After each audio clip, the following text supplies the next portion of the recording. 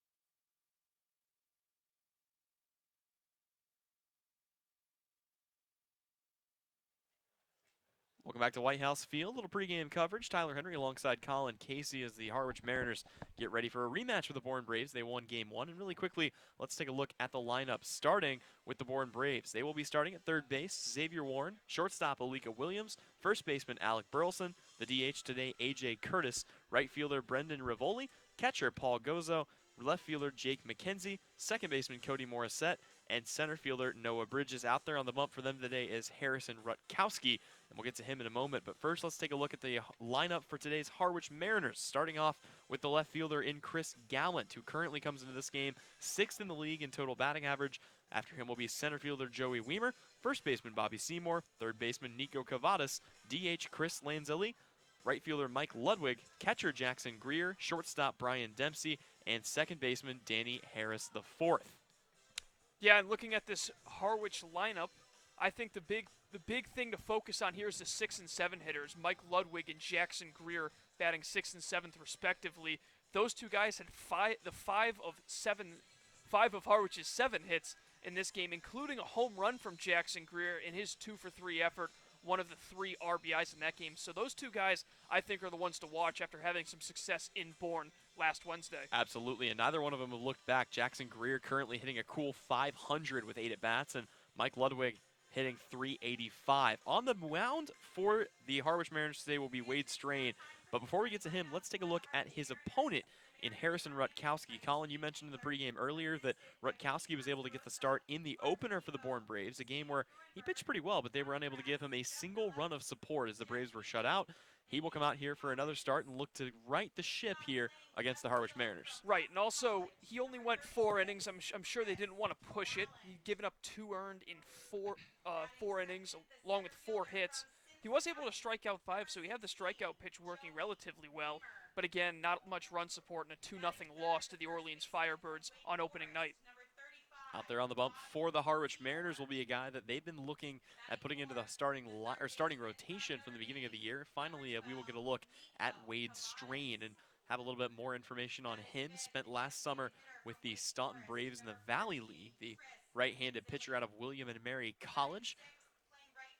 And take a look at his numbers from just a season ago back in 2019. 14 starts, 82 innings pitched, had a 6-4 record with a 3.6 ERA, 63 strikeouts, and 22 walks. An interesting note on Wade Strain and more on just the entire pitching rotation and core of the team. Colin, of guys that were here from day one, Wade Strain is one of only 2 that we have not seen pitch yet, the other one being Nick Zwok. So keep an eye on him as he will likely be the first guy out of the bullpen here today. And at that point, Coach Neiman and Coach Englert will have seen everybody available with the exception of the guys coming in this weekend. And it's amazing how things have changed from a week ago on Monday, where the bullpen was a huge problem in the opener against Falmouth. Since then, the bullpen has looked spectacular for this team, and including yesterday with a phenomenal game. And we have the national anthem here at White House Field. We'll bring it back on the other side.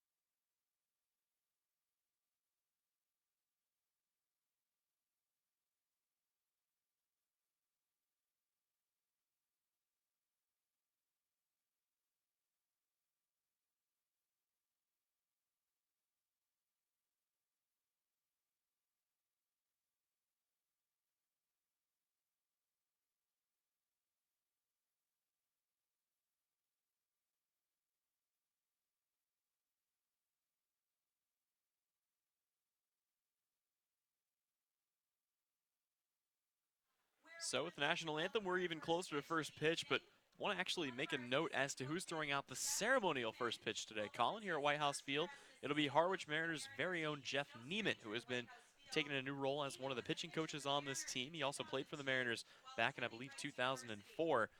He will be out there throwing out the first pitch. An excellent addition to this Harwich pitching, or not, sorry, not pitching core, but the Harwich coaching core. Yeah, it was 2002 when he was with the Harwich Mariners, and he had a really impressive summer. Really impressive college career as well at Rice, going 17-0 in one of his seasons. Ended up being drafted 4th overall in 2004, and had a pretty productive career with the Tampa Bay Rays from 2008 to 2012. Injuries factoring into his retirement at an early point in his career. But again, he won 40 games at the major league level, and he was an impressive pitcher to supplement some of the guys in that Rays rotation of the late 2000s with guys like David Price, James Shields, Scott Kazmir. I mean, that was a really talented team that went to a World Series back in 2008. Yep, and Neiman throwing out the first pitch alongside his daughter. A big roar from the crowd here. An excellent job. And again, Jeff Neiman, an incredible addition to this coaching staff. You take a look at his numbers, some of the ones that you mentioned. A 40-game winner during his time in the major leagues. Had a 4.08 ERA. Just fantastic all across the board. And now bringing his talents and all the information that he has stored up there in his head to the Harwich Mariners. So the guy replacing him out there on the bump for the actual game today will be Wade Strain. Talked a little bit about him in the pregame. A guy that, again, really the last big starter that I think Harwich wants to get out there. They've got a couple other guys that they're looking at, but at this point, they've seen almost everybody in the rotation. Wade Strain being the last guy to get a start. They already saw Buddy Hayward, gotten a couple starts out of Logan Allen. Connor Seckler thrown into the mix there as well, and then Nick Stewart making his debut just a few days ago. So the only guys that we haven't seen are guys that are coming in this weekend, one of which was Jacob Palish, the standout out of Stanford College, and then also coming will be Caden O'Brien. A couple more pitchers on the way, but that'll be it. Everybody else we've seen. What is the general sense you've gotten out of this pitching staff so far through the first 6-7 games of the season? Well, the main thing I think I've learned is that Logan Allen is really good at pitching.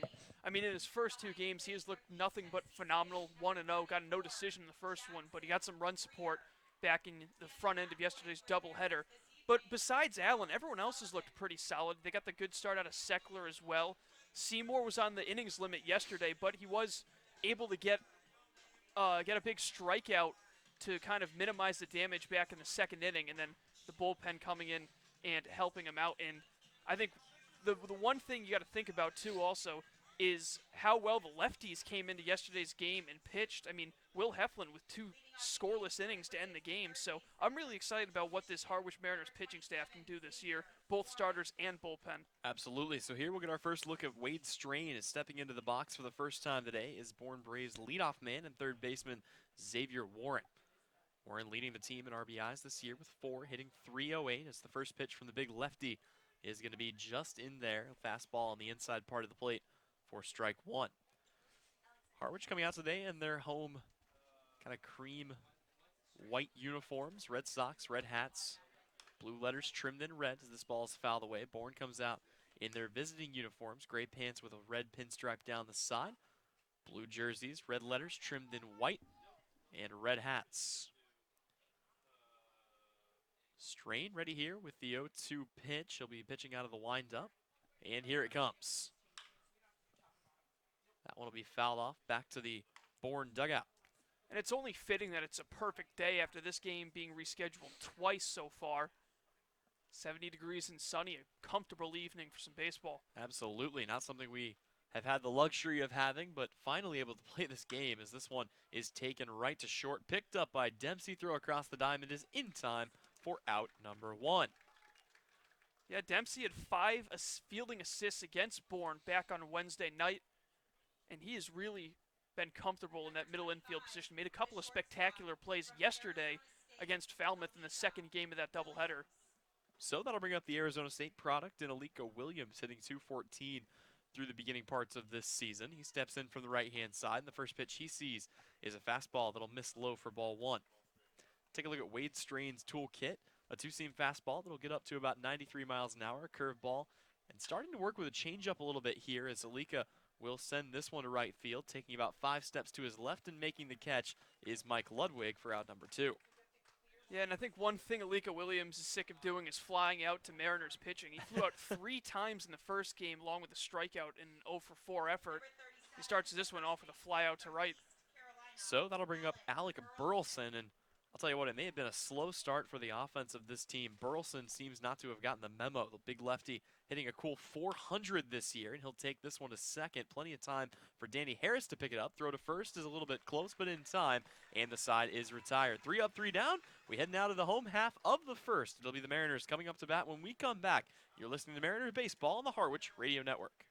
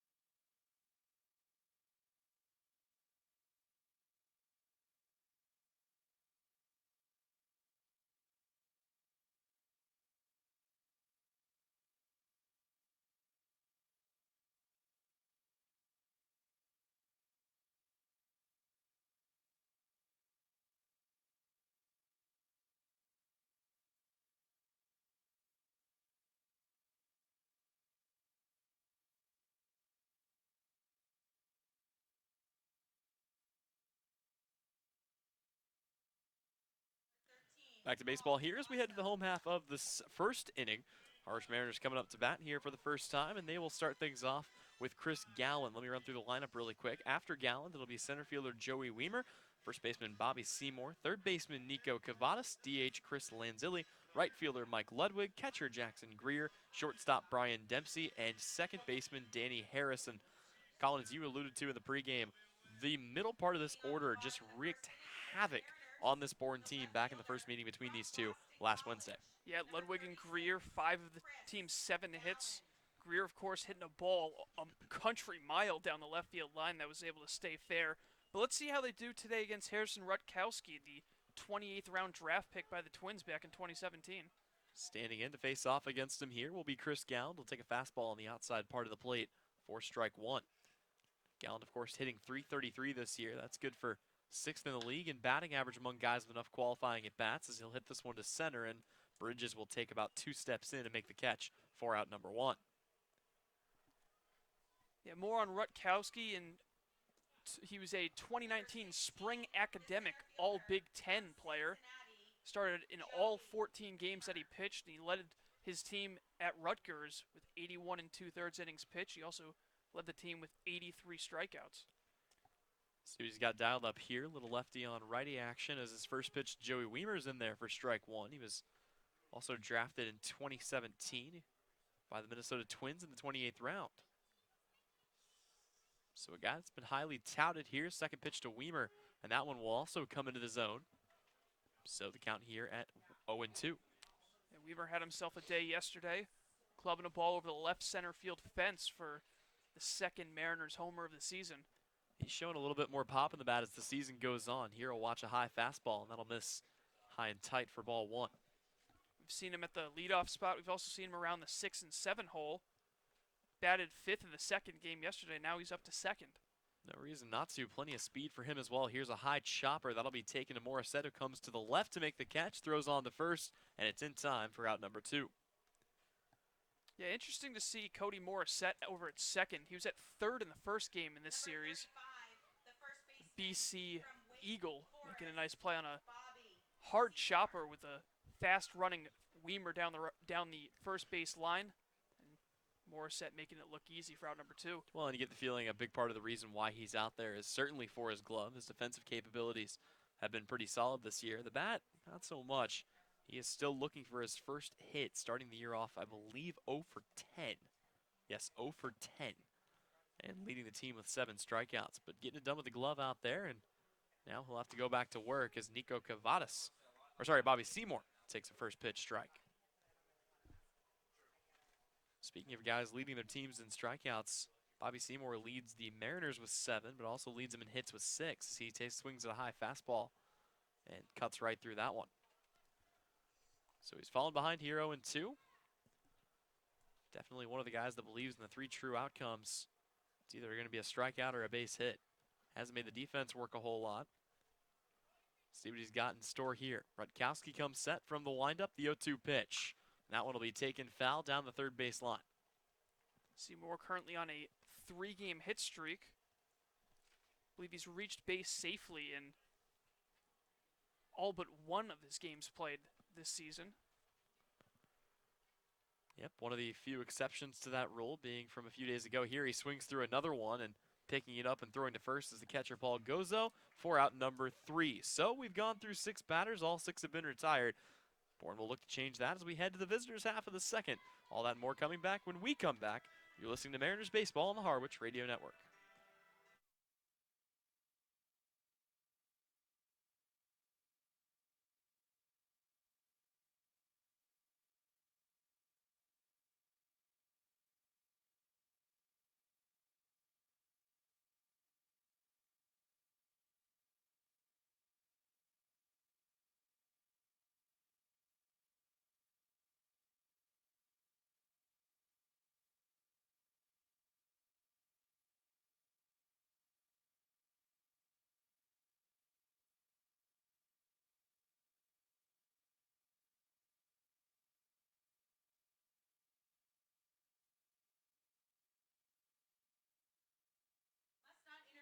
It is a beautiful evening for some Cape Cod baseball. Tyler Henry alongside Colin Casey. 66 degrees and sunny.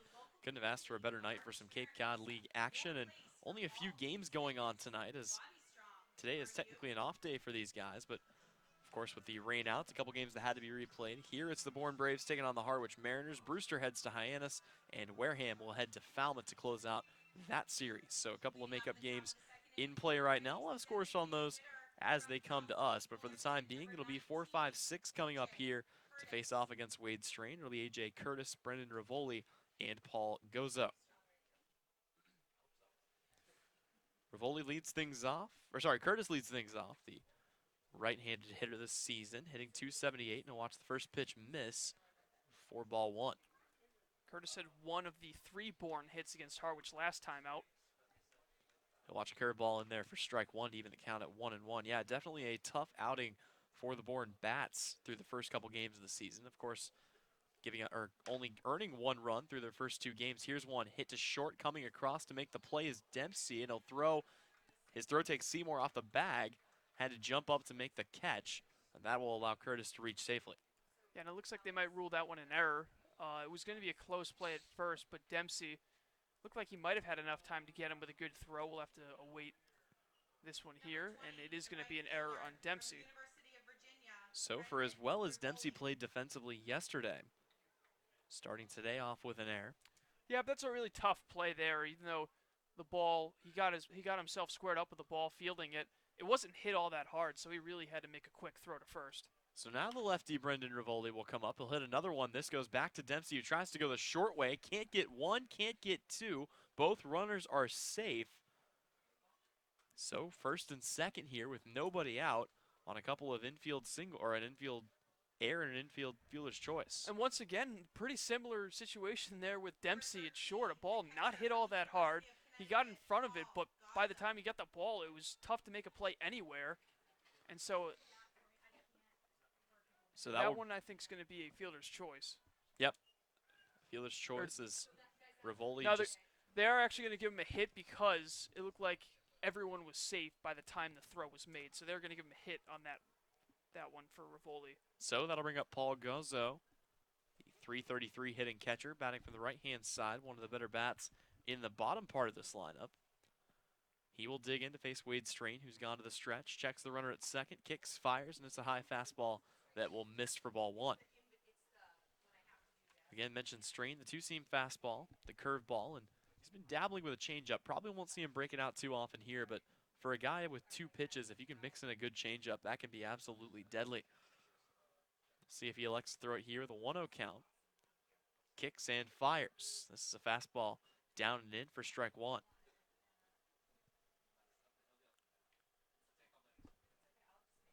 The catcher, Gazzo, a UConn product who was in the NECBL last season. He also played in the Futures summer league, so a couple of other New England leagues that he's been a part of. Right now, hitting with a 1-1 count, trying to move a couple of runners over with nobody out. Big opportunity here for the Bourne Braves, and he'll sky this one into right field. Ludwig has to come in. It's going to drop in front of him, and the bases are going to be loaded with nobody out. So a golden opportunity here for the Bourne Braves to jump on Wade Strain early. Yeah, and I'm sure Strain's a little bit frustrated out there. 3 balls that were not hit all that hard. A couple of them could have been outs, but instead, now he's got the bases loaded, and he's going to be facing Jake McKenzie with a pretty dangerous bottom of the order for Bourne. The couple of guys who batted at the leadoff spot against Harwich last time out. Certainly a couple of capable bats, but part of the reason they've been moved down the lineup has been their recent performance. As the first pitch to McKenzie will be skied high in the air. Chasing it back is Dempsey. He'll call everybody off, trips a little bit, and then actually he was just stumbling as Gallen called him off and makes the catch out in shallow left field. Yeah, you can't ask for much more than that other than maybe a double play ball, but that would have probably led to a run in that case. Now a double play will get them out of the inning, and with Morissette, who's been struggling at the plate lately, this is a golden opportunity for Harwich to get out of the inning unscathed. Cody Morissette hit second in the second game of the season against the Harwich Mariners, went 0 for 3, reached on an error, and other than that, struck out 3 times. He is 0 for 10 this season, looking for his first hit. Now would be a golden opportunity as the first pitch is a curve that misses high in the zone. Also leading the team in strikeouts, as I mentioned earlier, 7 Ks for Morissette on the year. But you get the feeling all would be forgiven if he could drive in a couple runs for his team here. Here comes the pitch from Strain. Fastball is fouled back to the screen, and the count evens at 1-1. Yeah, Morissette playing in the same infield at Chestnut Hill with Brian Dempsey, the shortstop for the Mariners. A lot of guys on several of these teams that know each other, and it's always cool after the game to see them kind of go shake each other's hands, catch up with each other. Here's the 1-1 pitch. That one will be fouled away back behind the screen, and an opportunity to potentially pick up the 8th strikeout of the season on Cody Morissette. Here for Wade Strain. Chris Gallen, another teammate of those two. Yep, plenty of guys from that neck of the woods. So we'll see what Strain has dialed up here, working out of the stretch. Bases loaded, still 1 away here in the visitors' second.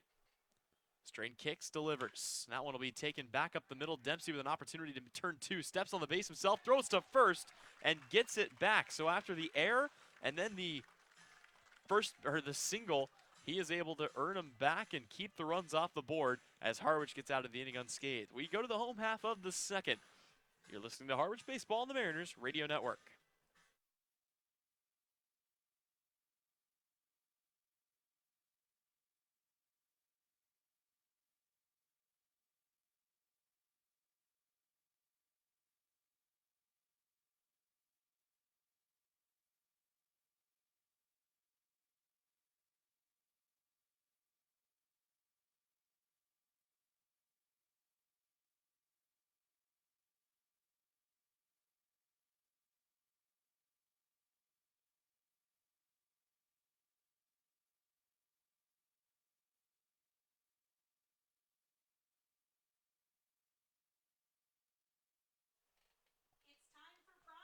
Welcome back to White House Field. We are scoreless through 1.5 as the Harwich Mariners hosting the Bourne Braves. And this broadcast is brought to you in part by Curry College. Learning at Curry College extends beyond the classroom and is embedded in all that they do.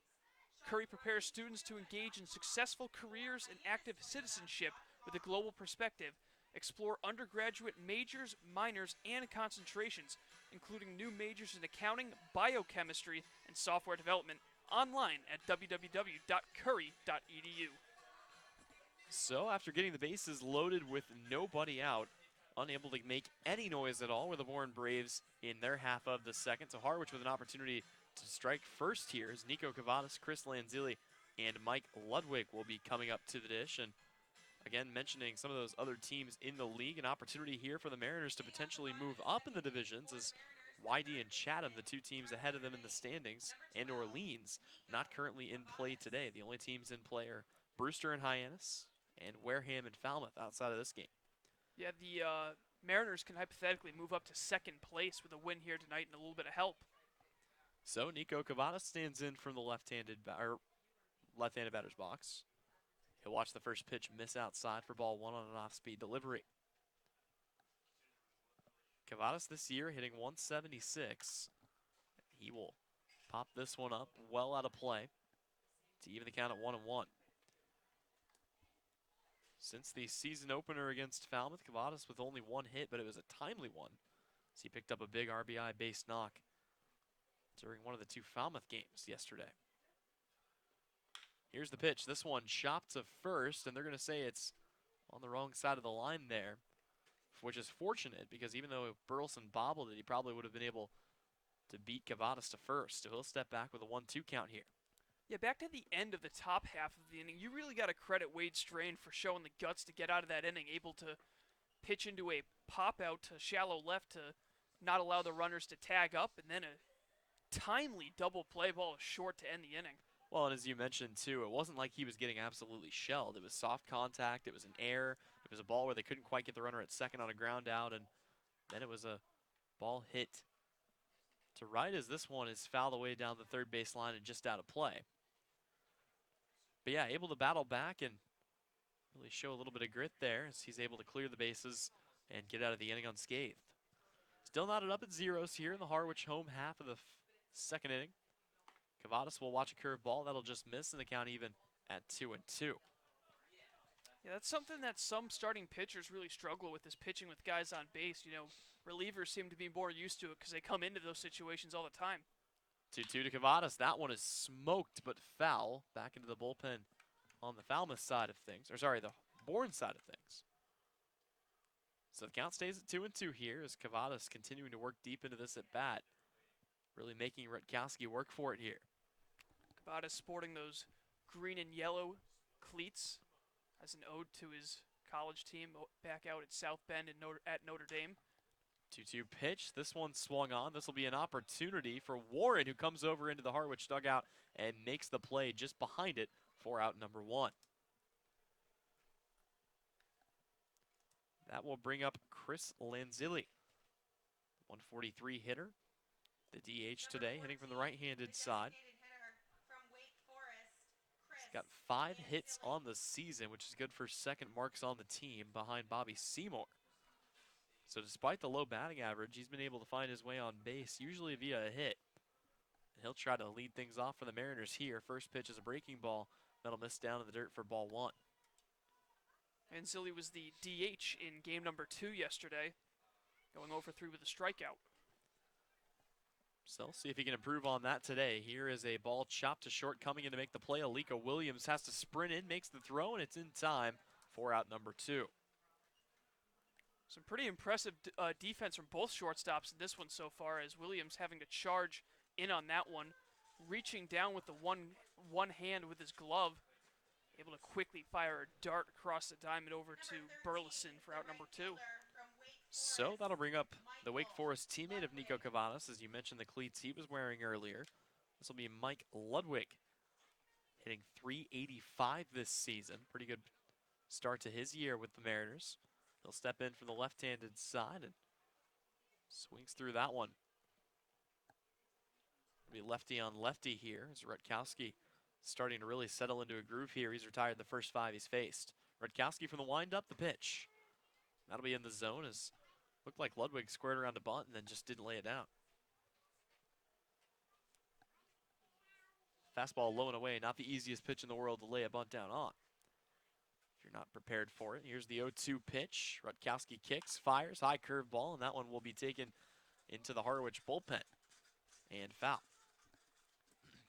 Yeah, looking back at Ludwig's game when he batted second against Bourne, 2 of those hits coming against left-handed pitching. Nick Domkowski, the starter in that one for the Braves.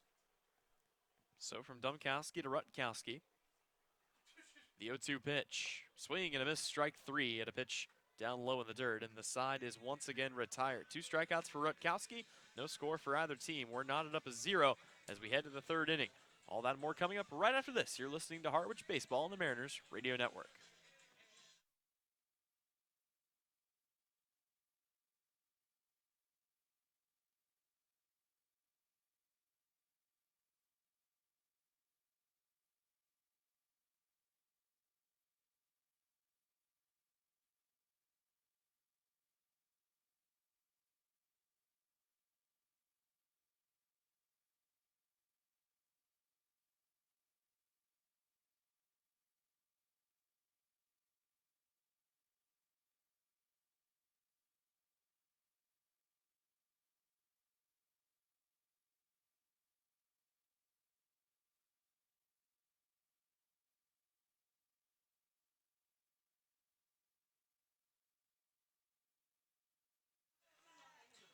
To the third we go, knotted up at 0. It's pretty much the low-scoring game that I think you and I expected, Colin. Two teams with excellent pitching staffs and offenses that are kind of finding their footing. Obviously, Harwich has found it a little bit quicker than Bourne. Bourne's still last place in most metrics when it comes to hitting, but the Harwich offense found its way and got off to a good 7-1 victory the other night against Falmouth.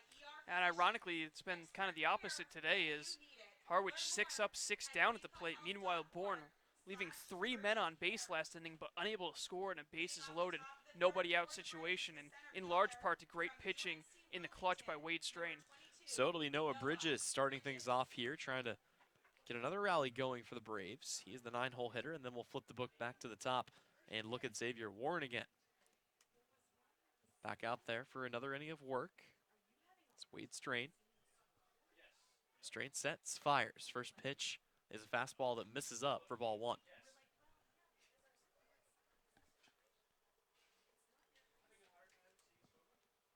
Strain ready to go with the next pitch. 1-0. That one will be taken into left, chasing it all the way back to the wall and watching it fall to the fence is Galland. He'll throw it in, and that'll be a stand-up double to start the inning here for the 9-hole hitter, Noah Bridges. Yeah, Bridges was batting leadoff in the game back on June 12th. He slices this ball the other way right over the head of Galland. And once again, Bourne threatening with nobody out. So the Braves will get their leadoff hitter up with a runner in scoring position, Xavier Warren, who is 0 for 1 today with a ground out to short, stepping up to the box. It'll be lefty on righty here. So Wade Strain will have to work out of a little bit more trouble. Coming from the stretch, checks the runner at second twice and brings it home. First pitch is a fastball that misses in the dirt for ball 1. Talked about the standings a little bit. So far, every single team in the Cape Cod Baseball League this year has managed to get a win except for the Harbor Hawks of Hyannis. They play against Brewster once again, and part of the 2 of 3 Brewster wins this season coming off the Harbor Hawks. So a little bit of work to be done down there in Hyannis. This ball hit right at Danny Harris, picks it up and throws to first. That'll be in time, but that will allow Noah Bridges to move up just 90 feet away from breaking the deadlock. Yeah, Warren doing his job there, being able to move the ball towards the right side of the infield. Gets Bridges to third, and it brings up a dangerous hitter in Alika Williams, who's known to hit fly balls against the Mariners, and one that's deep enough should be able to bring home the first run of the ball game. Yep, it's the RBI machine. Alika Williams, first pitch he sees is a curveball that just catches the outer half. Hit cleanup on an Arizona State baseball team that started the year on a long, long undefeated streak. Ended up dropping off a little bit near the tail end of that, but Williams, a big part of it all season long, is another breaking ball. Will miss this time, count even at 1-1. Williams looking to break through here in the summer with his first RBI, hitting .214 on the young season. And he'll look to do it off Wade Strain here with a runner on third. Here comes the 1-1 pitch, and that one once again going off speed. That'll miss on the outer half. Counts 2-1. Only one strikeout, though, in those 14 at-bats, so he's been able to make decent contact with the ball throughout the first week of the season.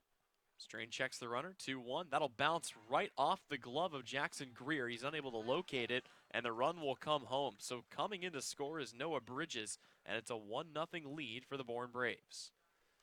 Yeah, and even if he found that ball in time, it went sky high in the air. Before it came, right as it hit the grass, it seemed like Bridges was only a couple of steps from home. This is a guy with a lot of speed at 17 steals at UNC Willington last year.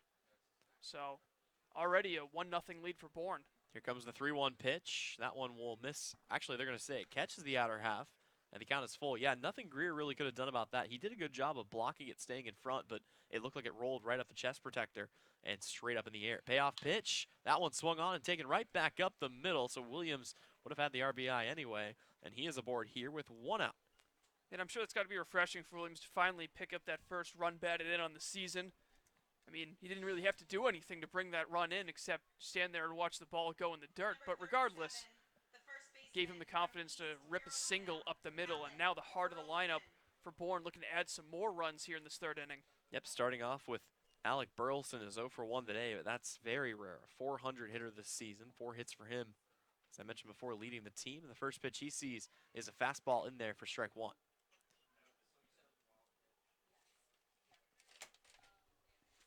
Burleson, a pretty darn good pitcher as well, with a 2.93 ERA this past year, 5 saves with the East Carolina team. Here he'll watch a fastball in there for strike 2.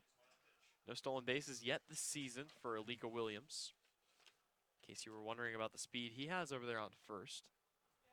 Not a slow runner by any means, but nothing yet this season. 0-2 count, Strain checks the runner, and he'll throw over to first, just trying to keep Williams close. Burleson actually had a walk-off single in Bourne's second game of the season. Here comes the 0-2. That one will be lifted into right field. Tracking it back is Mike Ludwig about 5 steps backwards, and he'll make the catch for out number 2.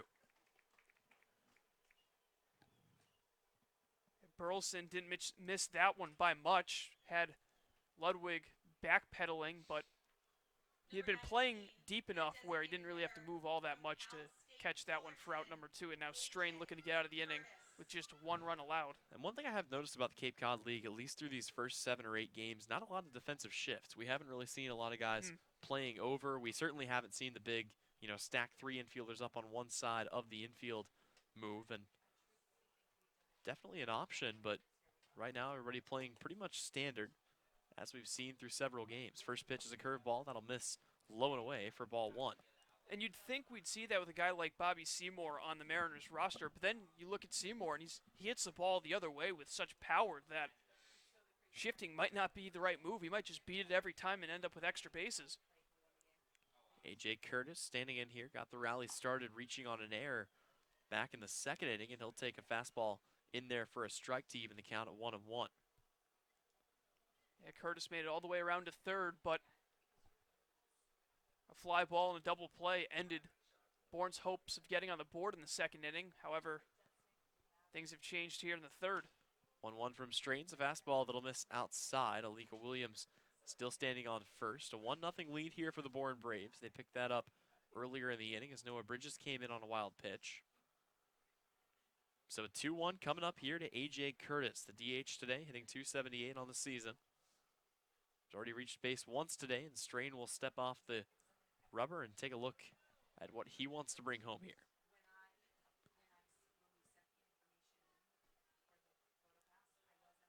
And once again, this time Jackson Greer will stand up, and he wants to come out and have a word with his pitcher. Yeah, it didn't seem like they were both on the same page during this at-bat. So looking to get that crucial third out and get the bats back at the plate to try to even things up. Of course, Jackson Greer's been one of the highlights of this season so far, hitting a cool .500 on the year and adding one of the team's only 2 home runs. He's kind of gotten it done all over the place. He's also thrown a couple guys out trying to swipe second, made a couple of really good defensive plays. So a 5-tool player. 4 hits for him this season, an RBI to add onto that. But fighting desperately for a spot on this team as a couple of catchers coming in this weekend. Here's the 2-1, swing and a miss, and the count is even at 2-2. Yeah, Curtis, the only JUCO transfer on this Braves team, hitting .278 on the young season, 5 for 18 with an RBI. So he'll stand back in here. A 2-2 count. 2 balls, 2 strikes, 2 outs. Here the visitors half of the third inning. Strain kicks, delivers. And that one will be down in the dirt. Another good block by Jackson Greer.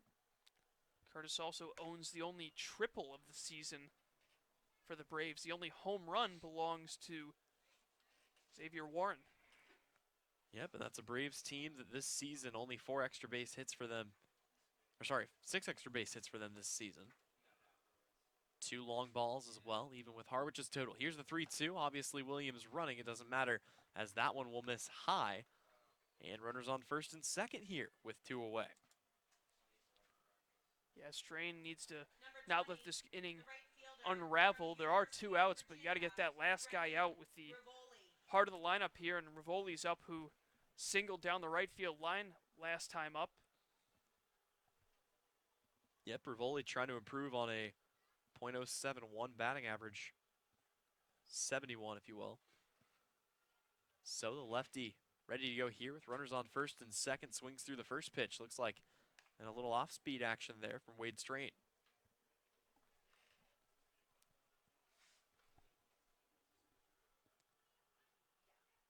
Rivoli, as you mentioned, 1 for 1 today. Alika Williams out there on second, A.J. Curtis on first. Wade Strain ready, checks the runner, and brings the 0-1 home. That'll be fouled right back to us off the pole there. It'll bounce almost all the way back to the dugout. 330 feet down both lines here at White House Field, 400 dead center. Good old symmetrical ballpark. Right now, the shadow is not playing too much into this one. Strain ready once again, the 0-2. And that one will be fouled away, so living to fight another pitch here is Brendan Rivoli. Yeah, there's a little bit of a patch of sun over a mostly covered field. That one right in front of home plate, but I don't think the contrast is deep enough to really affect the way the hitters have been seeing the ball. Certainly not for Bourne with 4 hits already. So we'll see if they can add one more onto that total here. Trying to pad on a few more insurance runs, only up by 1. Here comes the 0-2. That one will be taken hard right at first, and it'll eat up Bobby Seymour. They're going to bring one around to score. And it'll be a runners at the corners here, so some 2-out clutch hitting by Brendan Rivoli, aided by a Bobby Seymour error. And it's 2-0 Bourne. Yeah, no question. That's one that Seymour wants to have back, as he tried stabbing at that ball with a backhand instead of getting in front of it. Ball eats him up. The second run of the inning scores. Chalk that one up as an unearned run charge to Strain. A.J. Curtis Alika Williams comes around to score. A.J. Curtis will move over to third, and Rivoli, who made contact there, standing on first base. So Paul Gazzo coming up to the dish. He's already 1 for 1 today, improving on a .333 average coming into this game. The base hit and the last one that they had back in the second. First pitch he sees is in there for strike 1. And so now that basically makes Bourne the top defensive team in the league with the least amount of errors, since 2 of them committed in this one by Harwich. Strain ready with the 0-1. That'll be in there for strike 2. So pounding the zone here, trying desperately to find his way out of this inning is Wade Strain.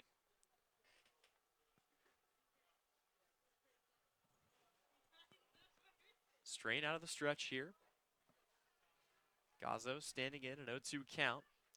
Strain from the stretch. Sets, kicks, delivers. Swing and a miss, strike 3, and the inning is over. So Bourne is able to score 2, and able to take a 2-0 lead as we head to the home half of the third inning. It's Mariners and Braves here on the Harwich Radio Network.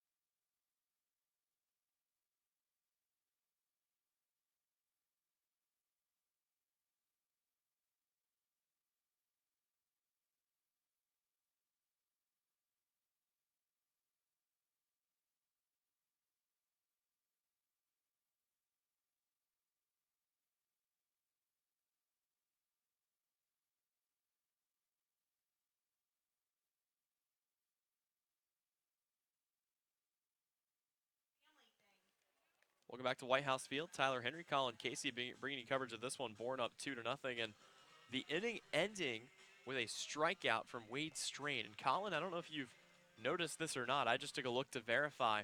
With one exception for guys that are on the active roster, that being Antonio Menendez, every single pitcher who has come in to pitch for the Harwich Mariners this season has had a strikeout in each of their outings. So Menendez and, of course, Hunter Waldis, who has been released from the team, the only 2 that didn't do that back in the opener. But with the exception of those 2 guys, every single pitcher recording at least one strikeout through sometimes 1 innings of work, sometimes 7, but either way, a lot of strikeouts coming out of this pitching staff. First pitch misses high and away to Jackson Greer, who, as I mentioned, hitting .500 this year through 8 at-bats, an on-base percentage of .600. He's trying to get things started here for the Mariners, who trail by 2. Second pitch he sees, he'll foul away. The count even at 1-1 as that one rolls back down the right side. With Monday being a typical off day for most teams, just 2 other games in action. Wareham with a 4-2 lead over Falmouth after being behind 2-1 earlier. 3 unanswered runs for the Gatemen. 1-1 pitch is up in the zone, but just comes across the letters in the count here, 1-2. And then Brewster and Hyannis, the only other game. They are scoreless through 3 out in Hyannis. Yep, Hyannis desperately looking for their first win of the year. 1-2 count, swing and a miss, and Jackson Greer goes back empty-handed. Strikeout number 3 on the day for Rutkowski. That'll bring up Brian Dempsey. Yeah, and I'm sure Rutkowski really appreciates the run support this time around after his team unable to score in his first start back on opening day. He's taken advantage of it so far. 7 up, 7 down with 3 strikeouts on the ledger. Interesting note on Brian Dempsey. He is standing in. He'll watch the first pitch high and away.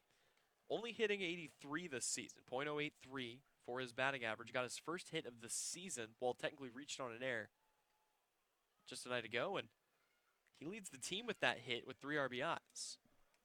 So ironically enough, one of the not necessarily weakest bats in the lineup, but a guy that's been struggling early in the season, leading the team when it matters, and we'll see if he can step up in a big spot here as Rutkowski delivers the 1-1 pitch. That one will miss high and away. The count's at 2-1.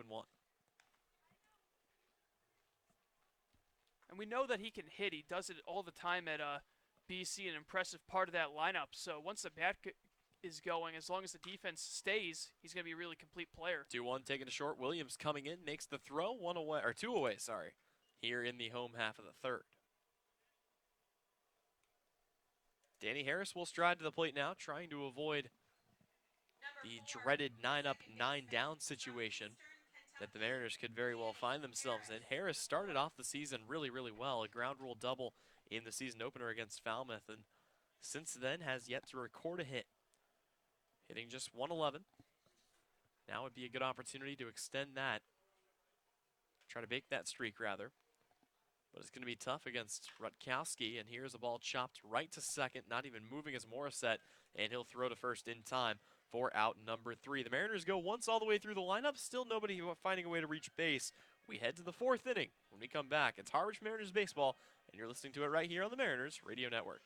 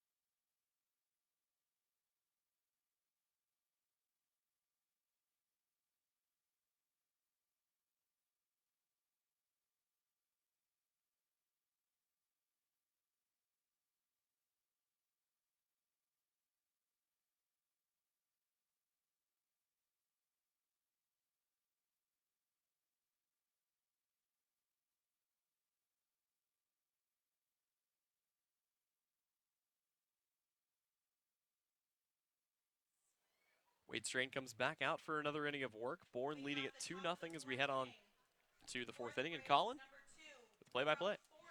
Thank you, Tyler. Once again, 2-0 the lead for Bourne. And back out for his 4th inning of work is Wade Strain. And the first pitch he throws is a swing and a miss with Jake McKenzie at the plate. He flew out to the left back in the 2nd inning. Had the bases loaded in that situation with 1 away, but unable to, or with nobody out, unable to capitalize, and that curveball drops in 0-2 the count. Yeah, and that was really the beginning of the end for the rally as the next couple of guys got out, or actually the next guy, I should say. There's a swing and a drive down the left field line. It is a fair ball just inside the chalk. Heading into second is McKenzie, and he will get in there standing, and it's another leadoff double for the Bourne Braves. Tell you what, Wade Strain has got to feel like the unluckiest pitcher in the world right now. Let's take a look at the hits that he's given up. After the error back in the first inning, it was a ball that ended up being basically a fielder's choice. They weren't able to get him at second. It was soft contact and a little blooper into right field, and then that double down the line that just barely makes it into on the right side of the chalk for the Braves. Just can't catch a break right now. So it'll be Cody Morissette, the second baseman, at the plate. He swings at the first pitch and fouls it off down the third base side. Morissette with an at-bat to forget in the second inning, ground into an inning-ending double play with the bases loaded. That kept the game scoreless at the time, but his teammates picking him up and putting a couple of runs on the board in the top of the third. Morissette, the lefty. Strain pitching from the right side. The 0-1. That one misses just below the knees, 1-1. Oh, as you mentioned, Morissette coming off of a .320 batting average season with Boston College, so not a bad hitter by any stretch of the imagination, but just another guy that has had a really, really cold start in the batter's box to start the season. 1-1 pitch is in there, showing bunt was Morissette, but he pulls it back, and now he's behind in the count 1-2. And an excellent curveball there, dropped in by Wade Strain. Started up higher than you'd like to bunt a ball and then dropping right into the zone. Strain comes to the set, and the 1-2 is lined out towards right center field. That's going to get in the gap and score a run. Coming home from second is McKenzie, and it's another stand-up double, so back-to-back doubles for Bourne give them a 3-0 lead here in the top of the fourth. Well, and for Cody Morissette, just his first hit of the season, breaking an 0-for-11 drought that he started the year off with, so that's got to feel good for him as finally he can focus on getting back to his hitting ways. So the Braves finally getting the bats going here in their sixth game of the season. And they look to bust this thing open with a runner in scoring position, still nobody out, and Noah Bridges at the plate, who also doubled. That was last inning to lead things off for the Braves. First pitch misses. Yep, finally a really solid piece of contact there against Wade Strain, and these guys have kind of had his number so far. Strain will step off and gathers thoughts. Bridges from the University of North Carolina of Wilmington. The 1-0 misses outside. In fact, 3 generations of Bridges have gone to UNCW. He is gone. His brother also has gone to the school. Both his parents and his grandparents. A long baseball lineage and a long BC lineage. Strain with the 2-0, and it's fouled straight back. They have to work some dents out of the press box. A couple balls getting just above the net here, but safely here behind it. Runner on second. Nobody out in the top of the fourth.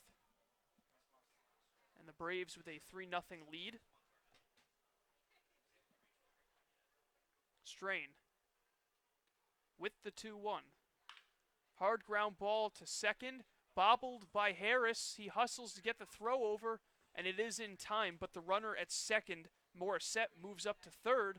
Now it's a runner on third with 1 away, and the top of the order due up to the Braves. Yep, and similar to what we saw just an inning ago, they're able to move a runner up with 1 away, so a good move and a productive out there by Noah Bridges, even though he's unable to get anything really productive. But that'll bring up the top of the order, and Xavier Warren, who was 0 for 2 today with a couple of groundouts.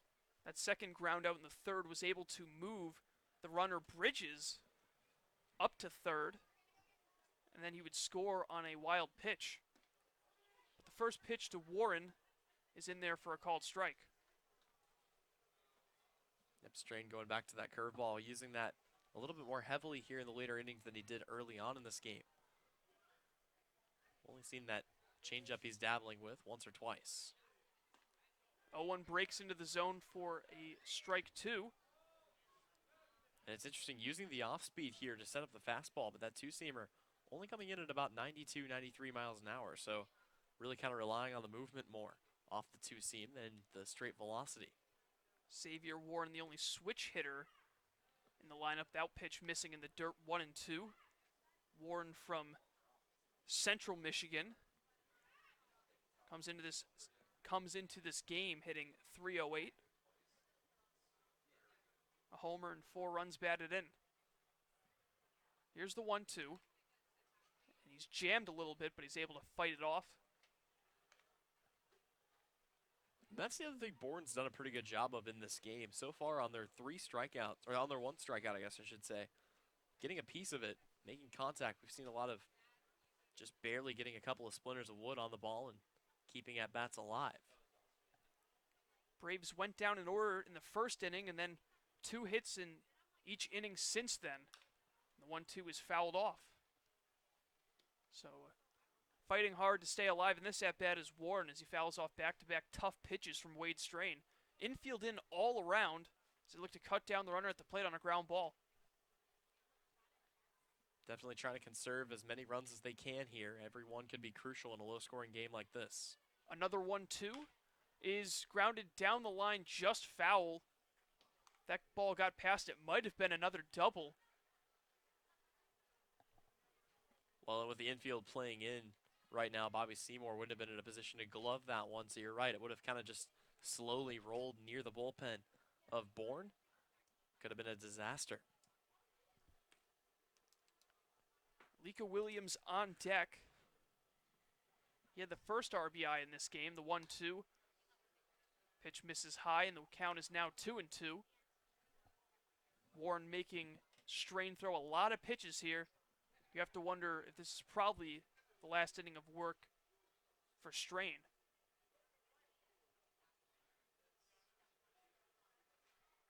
From the set, the 2-2. Warren fouls it off his foot as he walks around the batter's box. A little bit of discomfort. Yeah, and through just 3 innings so far, 46 strikes, 18 balls, but a lot of pitches thrown here for Wade Strain. So I think you're right, Colin. I mean, with this pitch count getting as high as it is, I realize it's only the 4th inning, but they may pull him. However, we have seen most of the starters go longer and longer into games under Coach Englert, so never know anything for sure. The 2-2. Fouled off to the left once again. I think that's the 5th foul ball in this at-bat. This at-bat has definitely been a lengthy one for sure, and I think you might be right, Colin, about 4 or 5 foul balls so far. Still 2-2. I mean, Strain's got pitches he can waste. The problem is every time he throws one, able to get just a little piece of it is Xavier Warren. Submariner Antonio Menendez out of Wake Forest warming in the pen for Harwich. There's a ground ball to the right side. A great play there by Seymour. He gloves it, tags first, and the runner at third having to stay. That's Morissette, and there are now 2 away in the inning. Well, it's the ideal situation to get into there if you're Harwich, able to keep the runner at third, and now you see the infield go back to normal play depth, just trying to end this any way they can. So it's a 3 unassisted for the second out. And so Williams, who's 1 for 2, digs in.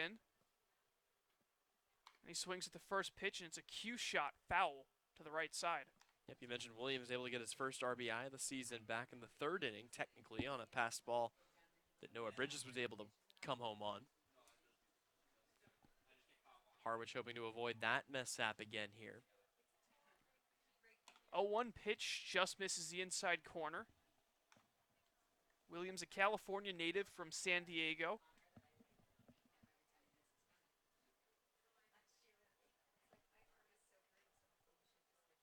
The 1-1. That one just misses as well. He was batting third in the first game back in Bourne.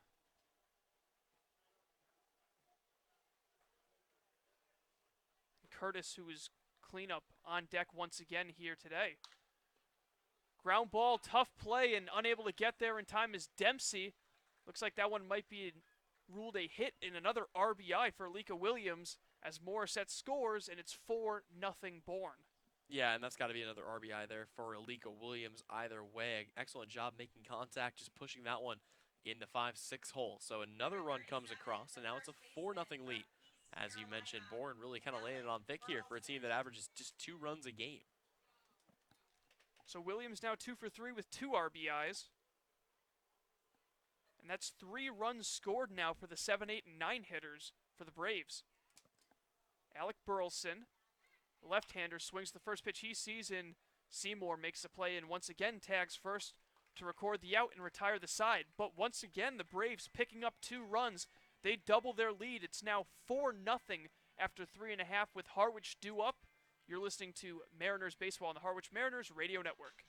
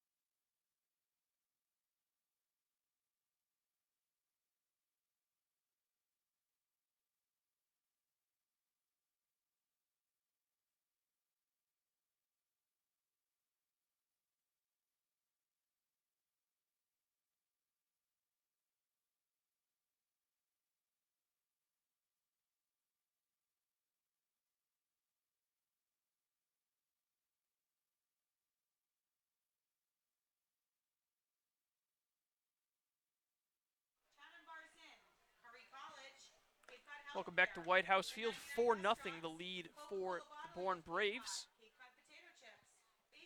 As back out there for his 4th inning of work is Harrison Rutkowski, who has retired all 9 of the Mariner batters he has faced in this one.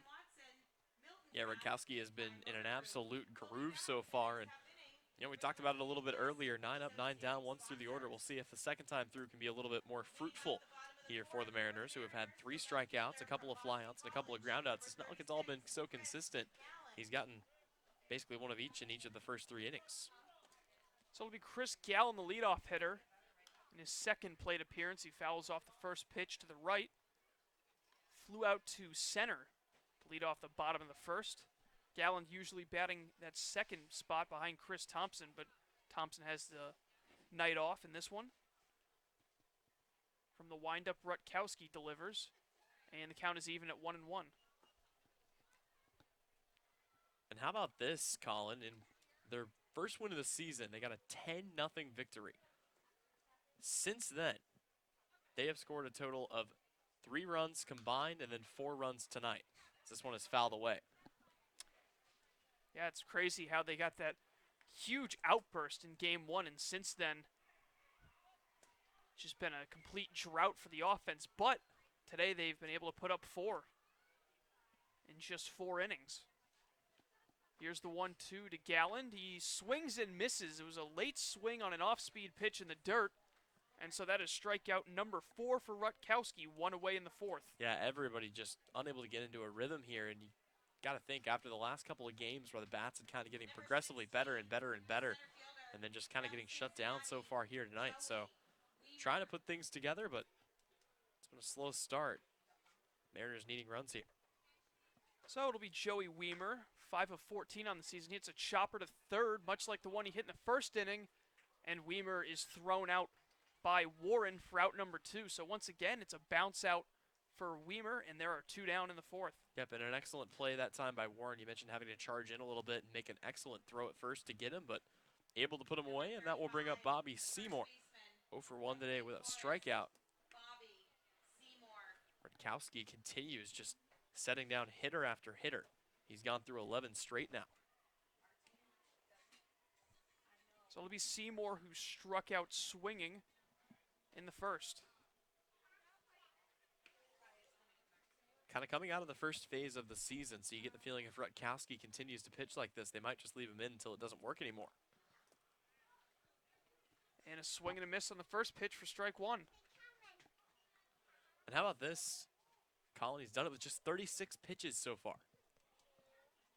Very, very efficient. Next one's in there for strike 2. Bobby Seymour will have to shorten up on the bat a little bit, trying to avoid becoming a strikeout victim again here. Picked up his 8th back in the first inning. Looking to avoid his 9th. And that ball is fouled off. So fighting to stay alive is Seymour. Again, though, an all-or-nothing guy in Bobby Seymour, at least through the early parts of the season, leading the team in strikeouts, also leading the team in hits, and it's been a pretty good year for him, all things considered. He's hitting .315, a couple of RBIs mixed in there as well, so a really good hitter. And that's part of the reason why Team USA is after him, as this pitch will miss high up above the letters. One of 2 guys guaranteed to go to Team USA, and that will not happen until the 26th, so plenty of more time for those guys, those 2 being Bobby Seymour and Logan Allen. Swing and a miss, strike 3, and it is 12 up, 12 down for Harrison Rutkowski as the side is retired. We go to the 5th. It is Bourne 4, Harwich nothing. You're listening to Mariners baseball here at White House Field on the Mariners Radio Network.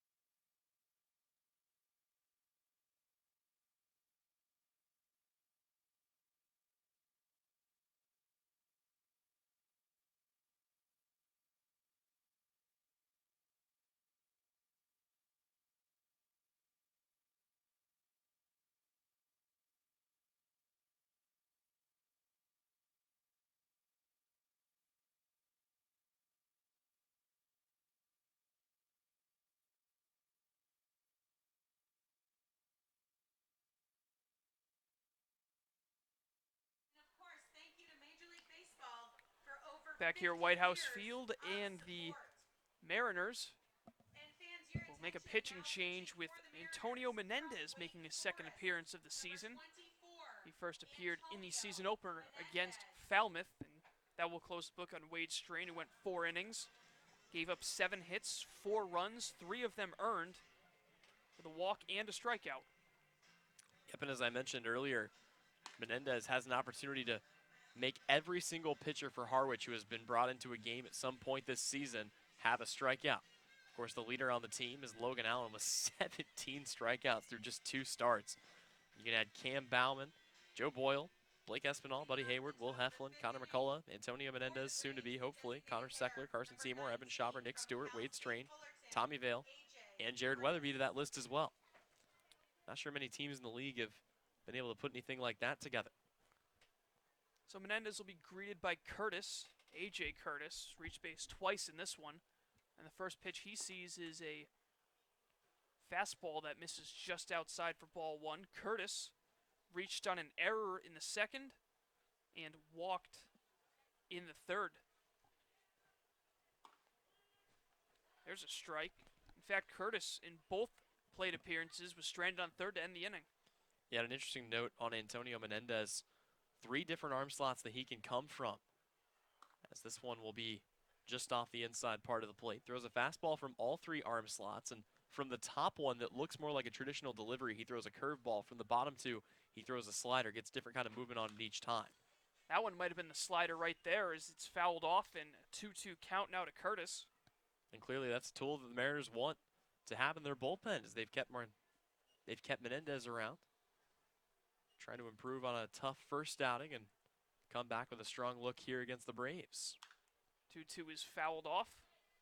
Curtis played first in the game on June 12th. Now he's at the designated hitter spot with Alec Burleson, the 2-way player, over at the first base bag in the field.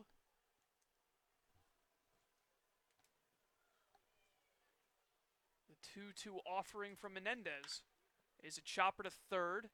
Fair ball. The long throw across the diamond is in time. A nice play by Nico Cavadas. And the Mariners get the first out of the inning. Yep, and a good job there. Again, ranging to his left, right over the baseline, and knew he had to grab the ball and make the throw quickly. Couldn't really wait to see which side it bounced on. One away. So with one down, it'll be Brendan Rivoli. Rivoli also has reached base twice on a hit and an error. A couple of runs, or actually one run had come in on that error. That was in the third, and the first pitch he sees misses. Yep, and not just a one-sport athlete as well. Played a couple of years of ice hockey in high school, including a overtime goal to send his high school their first ever EPSHL championship back in 2015 as he misses this one. So a clutch hitter, but it's been a tough start to the season here, hitting just 71 to start. Coming around in this one, though. There's a high pop-up, crossing into foul territory. Cavadas makes the catch with two hands for out number 2. So that'll bring up the catcher, Paul Gazzo, who's 1 for 2 with a single and a strikeout. Yep, Gazzo trying to improve as well, although he's had a pretty good beginning of the season. 333 this year. Already a base hit for him. That came back in the second when they were able to load the bases but couldn't make anything of it. And then a strikeout back in the third. And the first pitch, a big cut there by Gazzo, I should say, for a strike. Trying to make it a 5-run game there with one swing of the bat. The 0-1, another swing and a miss, so Menendez looking pretty strong so far. He's got an 0-2 count and is a pitch away from making it a 1-2-3 inning. Yeah, and so far not mixing up the arm slots too much, kind of just sticking with what he's comfortable with, and that's kind of that 3/4 delivery. That pitch just misses outside for a ball. May have been trying to get a little bit too crafty with that in the season opener against Falmouth. So he was able to surrender several runs in his inning of work. Swing and a miss, strike 3, and it's a 1-2-3 inning, and there you have it, Tyler. A strikeout from Menendez, so every single pitcher that has pitched for the Mariners this season has recorded a strikeout. After 4.5, it is Bourne 4, Harwich nothing. You're listening to Mariners Baseball on the Mariners Radio Network.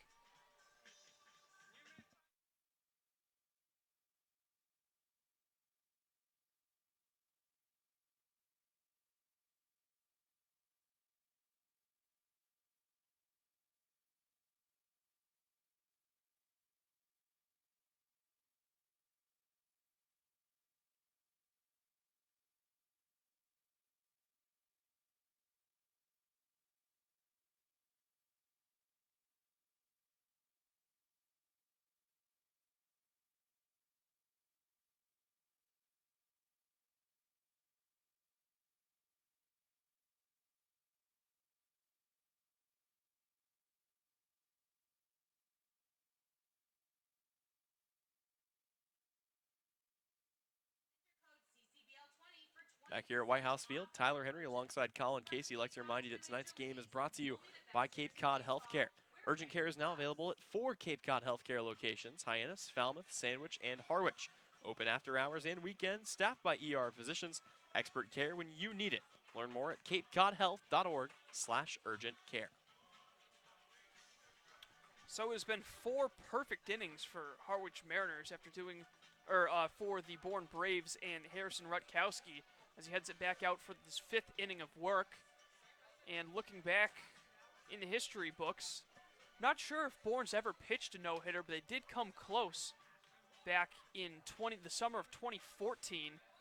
August 2nd, it was Ryan Kellogg, who was an Arizona State Sun Devil, went 8 2/3 innings before giving up an infield single that ruined the no-hitter. That's the worst. Ended up being a 1-hit, 11 strikeout performance and a complete game shutout. That is the absolute worst way to lose it. First pitch to Nico Cavadas is taken outside for a ball. I noticed the AZ Central logo and wondered what the connection was there. So an Arizona State product doing well for the Bourne Braves. That's a theme of the last few seasons with Alika Williams. This one misses low and away. So a hitter's count here for Cavadas. Had his first day off yesterday in one of the games. He popped out to third in his first at-bat. That ball's ripped down the line, and it's off the Dairy Queen sign down the right field line. And hustling into second is Cavadas, and that is the first base runner of the game for the Harwich Mariners, and a leadoff double here in the fifth for Cavadas. Man, he missed a home run by probably a foot, maybe a foot and a half off the DQ sign. And how about the throw by Rivoli out there in right field? Obviously nowhere close to getting Cavadas at second, but he's got a little bit of a cannon too. They might want to keep that in mind. But a good spot here as Chris Lanzilli will step to the plate with a runner in scoring position. Harwich needing 4 to tie this one up. And maybe finally, second time through the order here, the middle part of the order, getting to Harrison Rutkowski. Lanzilli grounded up to short in the second in his only at-bat so far. And Rutkowski's first pitch is on the outside corner for a called strike. Yep, Rutkowski's first pitch coming from the stretch. See how comfortable he is in that after working out of the windup for the first 4 innings. Rutkowski pitching from the stretch for the first time in this one. The 0-1. Fouled off to the right, out of play. Well, we've talked about the power of Nico Cavadas all season long. Hadn't really seen a big display of it there, but able to absolutely rip one down the right field line. And that may spark a little bit of a rally here in the 5th inning for the home team. Lanzilli, the righty, DHing today, the 0-2. Inside-out swing towards the right side of the infield, and it's an easy play for Burleson, and that's out number 1. Yeah, very shallow pop-up there. Burleson had to take maybe one step to his left and put it away. So if you're the Mariners, want to make sure you take advantage of the runner at scoring position. And coming up to try to do that will be Mike Ludwig. Ludwig, the right fielder, 0 for 1 today with a strikeout. One of the 4 hitters that Rutkowski has fanned so far. So Ludwig trying to drive in that first run of the ball game for Harwich. Base hit might be able to do the job depending on the depth of it. And the 0-1, or the first pitch, I should say, is called strike.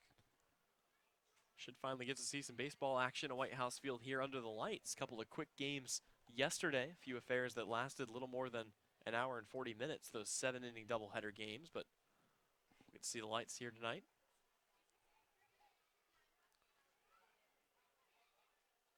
Long look at second. Now the pitch from Rutkowski misses as we approach the summer solstice. A lot of long days, so we won't be seeing darkness for too long, at least here at the beginning of the Cape Cod season. 1 ball, 1 strike, 1 out. And Nico Cavadas standing on second base. 1-1 is ripped down the left field line towards the Mariners bullpen. Foul, 1-2. Not gonna lie, I kind of forgot about the whole summer solstice thing. Believe it is June 21st, if I'm not mistaken. All right. Longest day of the year.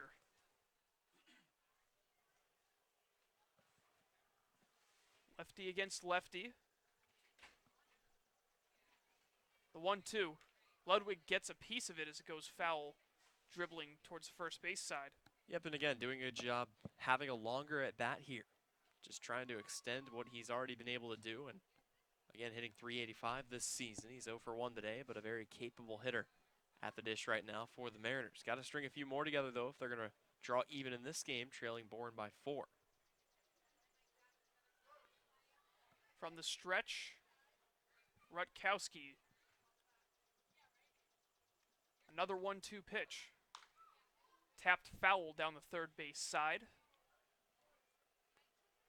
And if nothing else, this is finally getting the pitch count up a little bit for Harrison Rutkowski, who so far has only thrown 52 pitches. It definitely gives him the opportunity to go deep into this ball game, especially if he's able to keep up the efficiency. Running into a little bit of trouble here after giving up his first base run of the game on that leadoff double by Cavadas. 1-2 just misses outside, 2-2. He then got Chris Lanzilli to pop out to the first baseman. And here we stand with a runner on second and one away.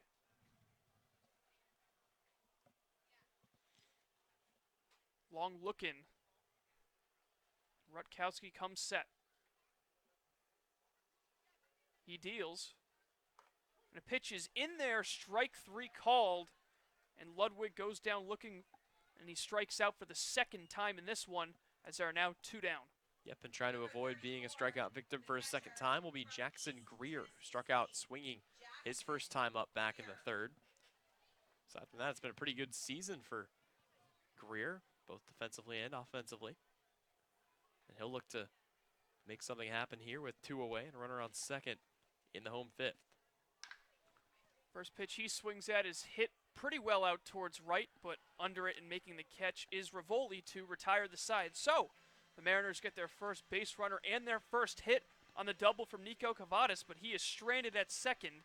And through 5 from White House Field, the Braves lead the Mariners 4-0. You're listening to Harwich Baseball here on the Mariners Radio Network.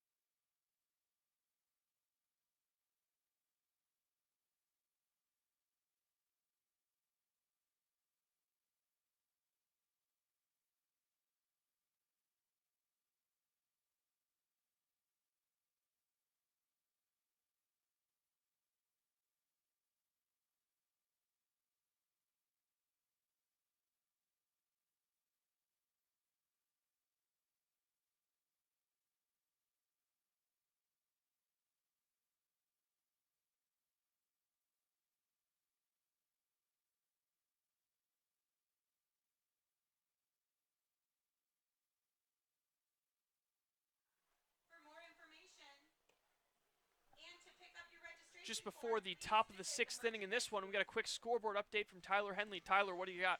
Yep, the only two other games going on right now in Cape Cod action. The Brewster Whitecaps currently up on the winless Hyannis Harbor Hawks. That one by a score of 2-0 currently in the bottom of the 6th. And one other game going on right now, the Wareham Gatemen, last year's defending champions, currently hold a 5-3 lead over the Falmouth Commodores. That game at Falmouth right now. Commodores up to bat, trying to avoid going on a 3-game skid after taking 2 losses to the Harwich Mariners, who currently trail the Bourne Braves 4-0. As we head on now to the 6th inning. Antonio Menendez back out there for another inning of work. And the CCBL back on the 9-inning schedule following the doubleheader yesterday with a couple of 7-inning games.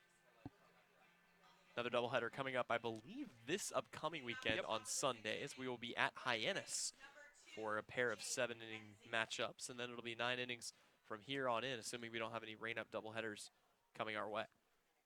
Fingers crossed. First pitch from Menendez in the top of the 6th misses low to Jake McKenzie.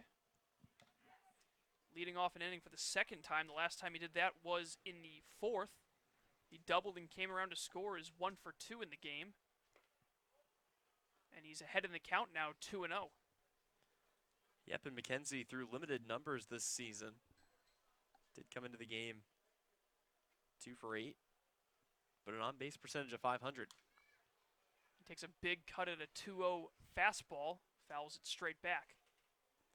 Interesting to see if we see Menendez use those other arm slots more often. I mentioned kind of sticking to that 3/4 delivery, that traditional sidearm look, but he does have a few more he can go to. Check swing, and it looks like it might have been a strike 2 called. That evens the count at 2-2. So Menendez has McKenzie right where he wants him. See if he goes with a waste pitch or goes right at him here. Here it is, and it's fouled once again off to the right, out of play. 4 runs on 7 hits, no errors for Bourne. They've left 6 men on base. The Mariners, no runs on just the 1 hit, have committed 2 errors and leaving 1 on base. 2-2. Pitch just misses a little bit high. Borderline pitch. Menendez doesn't get the call, and the count is now full. Yeah, and I get the feeling that probably not the spot that he wanted. Probably trying to put a fastball a little bit lower in the zone, but just pulled it a bit. Payoff pitch is hit well towards left field. That ball carrying back at the track at the wall. It is gone.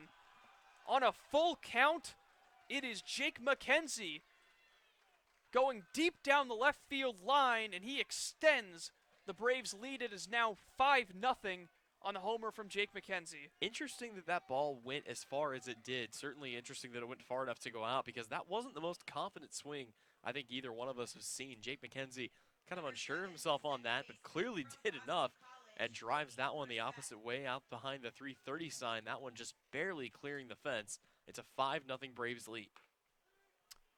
And now the first pitch to Cody Moore sets on the outside corner. But the launch angle on that ball the whole way, it seemed like the ball was just well struck, and it just simply kept going. Next pitch just misses off the outside corner for a ball. Certainly no win to contest with here at White House Field tonight. It's the flag out in left right center field on the scoreboard. Straight down, not blowing at all. There's a strike, 1-2 now to Morissette, who is 1 for 2 so far with an RBI double.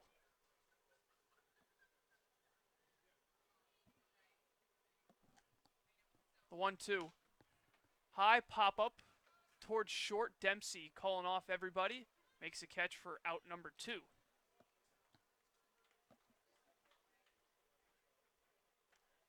Number 22, the center fielder from UNC Wilmington. So now Noah Bridges digs in with 2 away. I was about to say, I thought that was, I mean, the scoreboard does have that number 2 up there. I'm pretty sure that's just Yes, it is. one out as Jake McKenzie led the inning off with a home run, and then Cody Morissette flying out to left. That's why the very puzzled expression on my face for just a moment, but we've got it straightened out here. So there's 1 out now, and first pitch to Bridges is fouled off to the left out of play. Noah Bridges already one big at-bat in this game, had the double that ended up scoring the first run back in the 3rd inning as he came around on a wild pitch. Now Bridges pops another one up, and that one will also get out of play. So an 0-2 count. Bridges with a double, and he came around to score in the 3rd. He also grounded out to 2nd in the 4th. 0-2 from Menendez, comes over the top with it and gets Bridges to swing and miss for a strike 3. And now there are 2 away here in the 6th. Yep, strikeout number 2 for Menendez this season. Now we'll try to get it out of the rest of the inning without giving up any more runs here. Xavier Warren with his 4th plate appearance in this one as the lineup turns over once more. Grounded out to short in the 1st, then to 2nd in the 3rd, and then to 1st in the 4th. A lot of ordinal numbers in that one as the first pitch is in there for a called strike 1. Yeah, currently in the Bourne season, 18 runs have been scored. 15 of them have come in just 2 games. Now Menendez starting to find the zone once again as that pitch is in there for a called strike 2.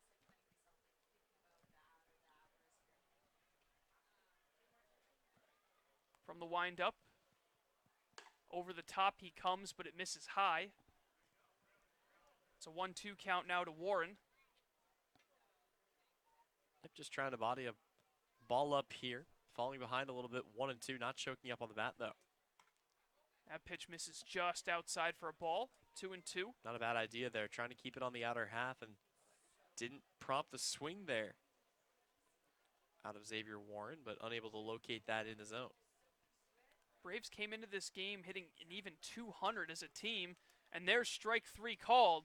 So Menendez picks up a couple of strikeouts in the inning, but the leadoff home run for Jake McKenzie extends the Bourne lead to 5-0. We're through 5.5. I can't do math. 5.5 here from White House Field. Mariners coming back to the plate, looking to chip away at this 5-0 deficit.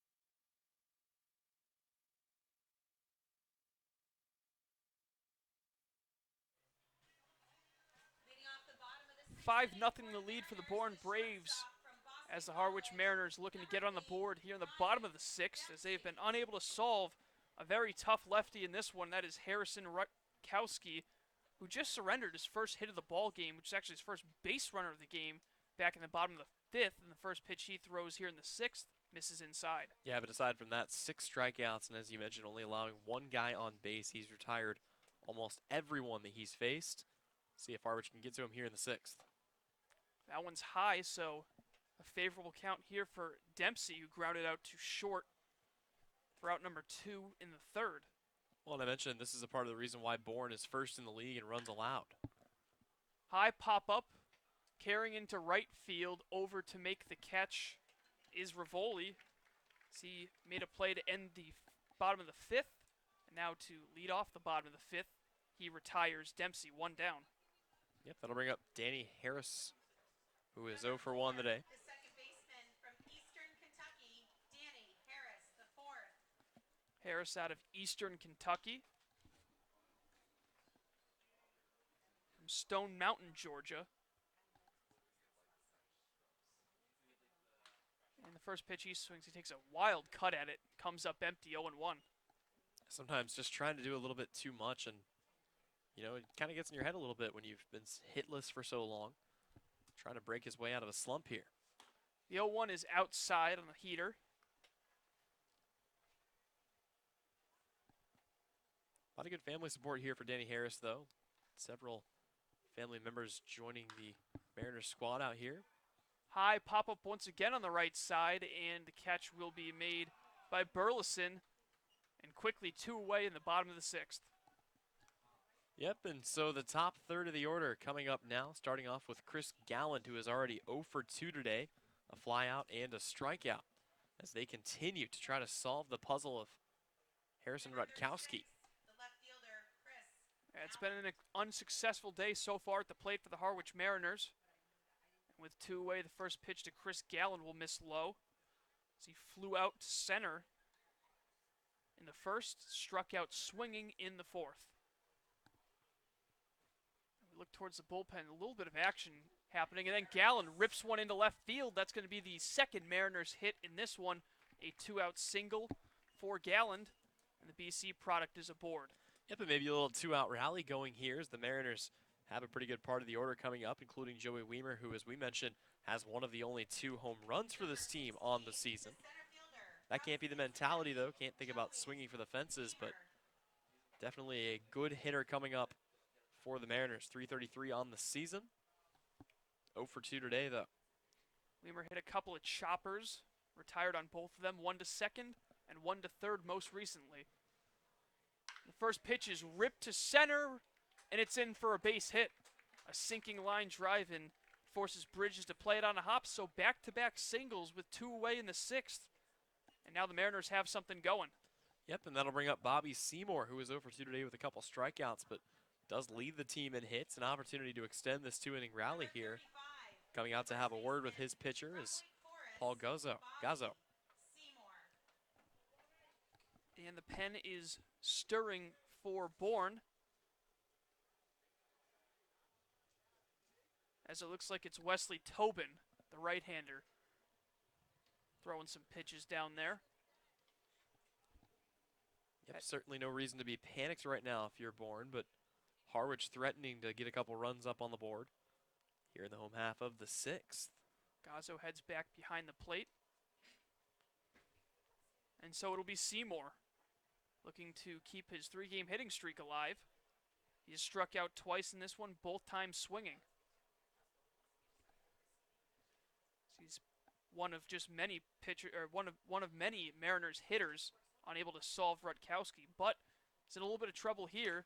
And the first pitch he throws is a slider missing down and away. Well, what do we see so often out of guys that have an excellent first 6 innings? Third time through the orders when guys start figuring him out. You've already seen his best pitches. You know what he likes to throw. The arm's getting a little bit tired. And that's when you can really jump on a guy. So far, third time through the order, these guys are 2 for 2. 1-0 to Seymour. And waving at it and missing. 1-1. Yeah, still coming with some pretty good off speed here is Harrison Rutkowski. Haven't seen him go to the fastball nearly as often, but Still has some good velocity on it when he decides to reach back and throw it. Galland at second, Weimer at first. 2 away in the bottom of the 6th. Rutkowski with the 1-1. And a chopper to the first base side. Rutkowski will cover, and he tags first to end the inning. So the Mariners strand a couple, and they after picking up a couple of 2-out hits, once again falls by the wayside. 5-0 after 6 innings of work. We will bring it back to White House Field after a quick break. You are listening to Harwich Mariners Baseball on the Mariners Radio Network.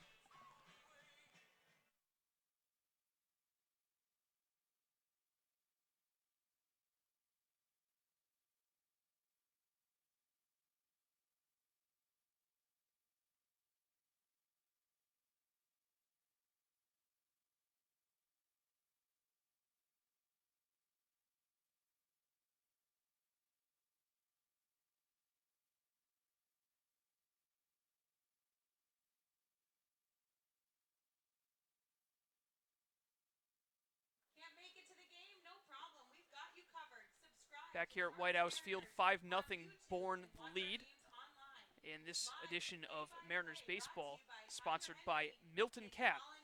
For sales and rentals of Caterpillar machinery, generators, and marine engines, visit MiltonCat.com, your area cat dealer. Milton Cat, the Cape and Islands Caterpillar dealer, is proud to be a sponsor of today's game. Once again, it is 5-0, and I will turn it over to my broadcast partner for play-by-play, Tyler Henry. Yep, as we work our way here into the 7th inning, plenty of action happening here for the Bourne offense, but still trying to get things going offensively are the Harwich Mariners.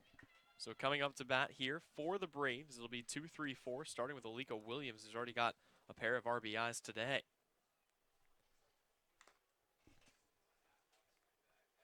First pitch is fouled back to the backstop. Yeah, you had to imagine Williams would finally break through and start driving in runs. That's just all he did as a Sun Devil this past year. Next pitch to the ASU product is fouled off down the third base line, and that one will go out of play. An 0-2 count here.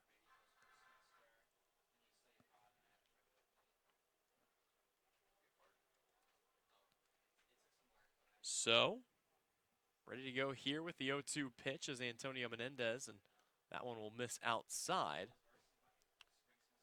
for a ball.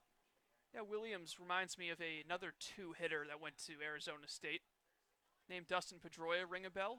Just a bit as he swings through this one for strike 3. Of course, Dustin Pedroia also played in this Cape Cod Baseball League. Also came up as a Sun Devil shortstop for making the switch after his first season to second base. He's been there since then, battling some injuries though now, and you have to wonder if this might be the end of the line for Pedroia, the former Rookie of the Year back in 07, won MVP in 08. First pitch in there will miss just outside to Alec Burleson. As the light's starting to come on here at White House Field.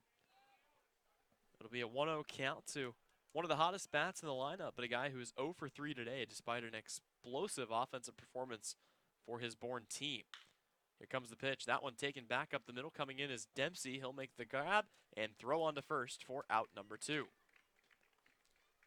Yeah, other than the one hiccup against McKenzie with the solo home run, Menendez has looked pretty strong out there as he's now 2 2/3 of the way into his afternoon. So that'll bring up the DH today, and AJ Curtis comes to the plate so far today, just 0 for 1. Reached on a walk and then reached on an error. Surprisingly enough, not one of the guys that's come around to score despite reaching base twice. First pitch is a fastball in there for strike 1. Him and Brendan Rivoli in the same club. 2 times on base, no times brought home. Big swing and a miss at the fastball. That one will miss just up. And the count is 0-2.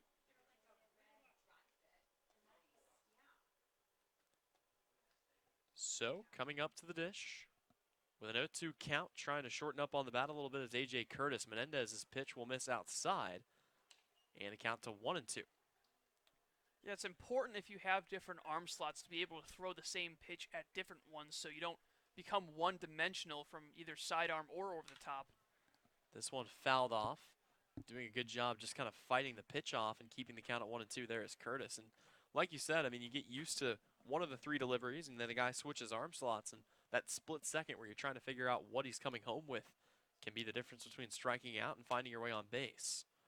Menendez sets the 1-2. That one will also be fouled away.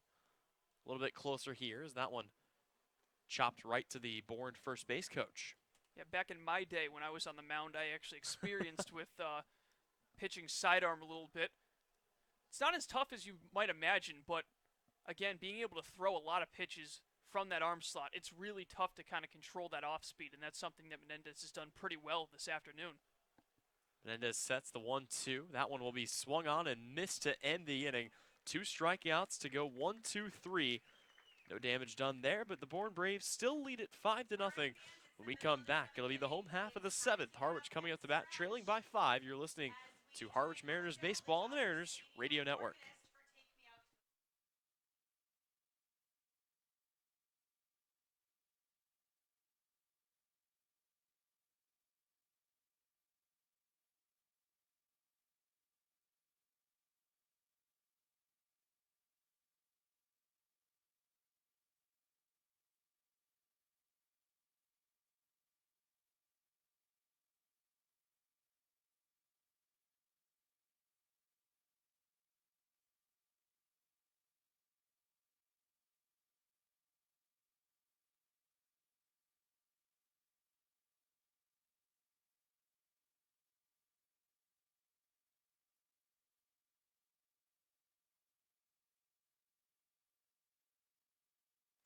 Welcome back to White House Field. Tyler Henry alongside Colin Casey, and Colin, the new pitcher into the game, replacing Harrison Rutkowski. From your neck of the woods, Wesley Tobin will be taking over for the Bourne Braves. And not quite my neck of the woods, but my father, born and raised in Dover, New Hampshire, he goes to the University of Southern New Hampshire, and Tobin, the righty, looking to keep things at a 5-run game, but also another notable Dover, New Hampshire native, former Philadelphia Eagles head coach Chip Kelly. Wow, so a lot of guys coming out of that region. I know when you're from the Midwest like I am, sometimes the Northeast can kind of blur together. All the states are so tiny up here, but definitely a intimidating man, and he's the one they'll go to here. Wesley Tobin coming on to replace Rutkowski. You mentioned the book closing on Rutkowski, 6 complete innings, 3 hits, no walks, no runs, and 6 strikeouts. I'd like to say one more time, I've noticed a response on Twitter. I'd like to apologize for us not having video up for this game. We're in the process of working out the kinks with all of that system, and hopefully we will have things up and running, ready to go by the time our next home game comes around. Of course, for all of you already interacting with us on Twitter, you can join the conversation in the game all season long. Give us a follow and tweet to us during the game. We'll try to answer your questions in between innings. You can follow us and tweet to us at TBH Sports and at Colin_Casey7, C-A-S-E-Y 7. To the home half of the 7th we go. Coming up the bat for the Mariners will be Nico Cavadas. He'll be followed by Chris Lanzilli and Mike Ludwig. Cavadas had the first hit of the day. Came in the 5th inning off of Rutkowski. And we'll see the first pitch here by Tobin. It's a fastball that misses low and inside, or low and outside for ball 1. Tobin 6'2", 245, pretty big right-hander. And he'll get a swing and a miss by Cavadas to even the count at 1-1. Wesley Tobin in his final season, a 2.67 ERA at Southern New Hampshire, as an off-speed pitch will miss high and inside to make the count 2-1. That through 84 innings pitched, 99 strikeouts to just 21 walks, coming up one shy of triple digits. 2-1 swing and a miss on the fastball there. Cavadas into a 2-2 count. On deck is Chris Lanzilli, celebrating his birthday tomorrow. Turned 22 years old, or 21 years old, I should say. 2-2 just in there on the outside edge, and that will finish off Nico Cavadas down on strikes. So Chris Lanzilli will stride to the dish, 0 for 2 today. As he comes up the right-hander. Had a ground out to short and a fly out, little soft fly out to first back in the 5th inning. Here's the first pitch he sees from Tobin. It's a fastball, and that one will be grounded softly down the third base line. Wow. And a smart heads-up play over there by Warren, who lets it roll. And it looks like it's going to go to the left of the first base. Didn't take a bounce off of it. So a smart play, a risky play, but it ends up working out as now Lanzilli will have to head back to the batter's box with an 0-1 count. Yeah, and that's something that a lot of scouts will be looking forward to when they come down here to the Cape League, and not just the raw hitting ability, but also the IQ in the field. And that's a great heads-up play by Warren to let that ball roll foul and prevent Lanzilli from reaching base. Talk about guys with a high baseball IQ, and that seems to be the case over there at third, as this off-speed pitch will miss high in the zone. Count to 1-1. So Chris Lanzilli hitting in the DH slot today. 5 hits for him this season, hitless today. 1-1 pitch and a big swing. He'll cut right through that one, and the count to 1-2 on a high fastball.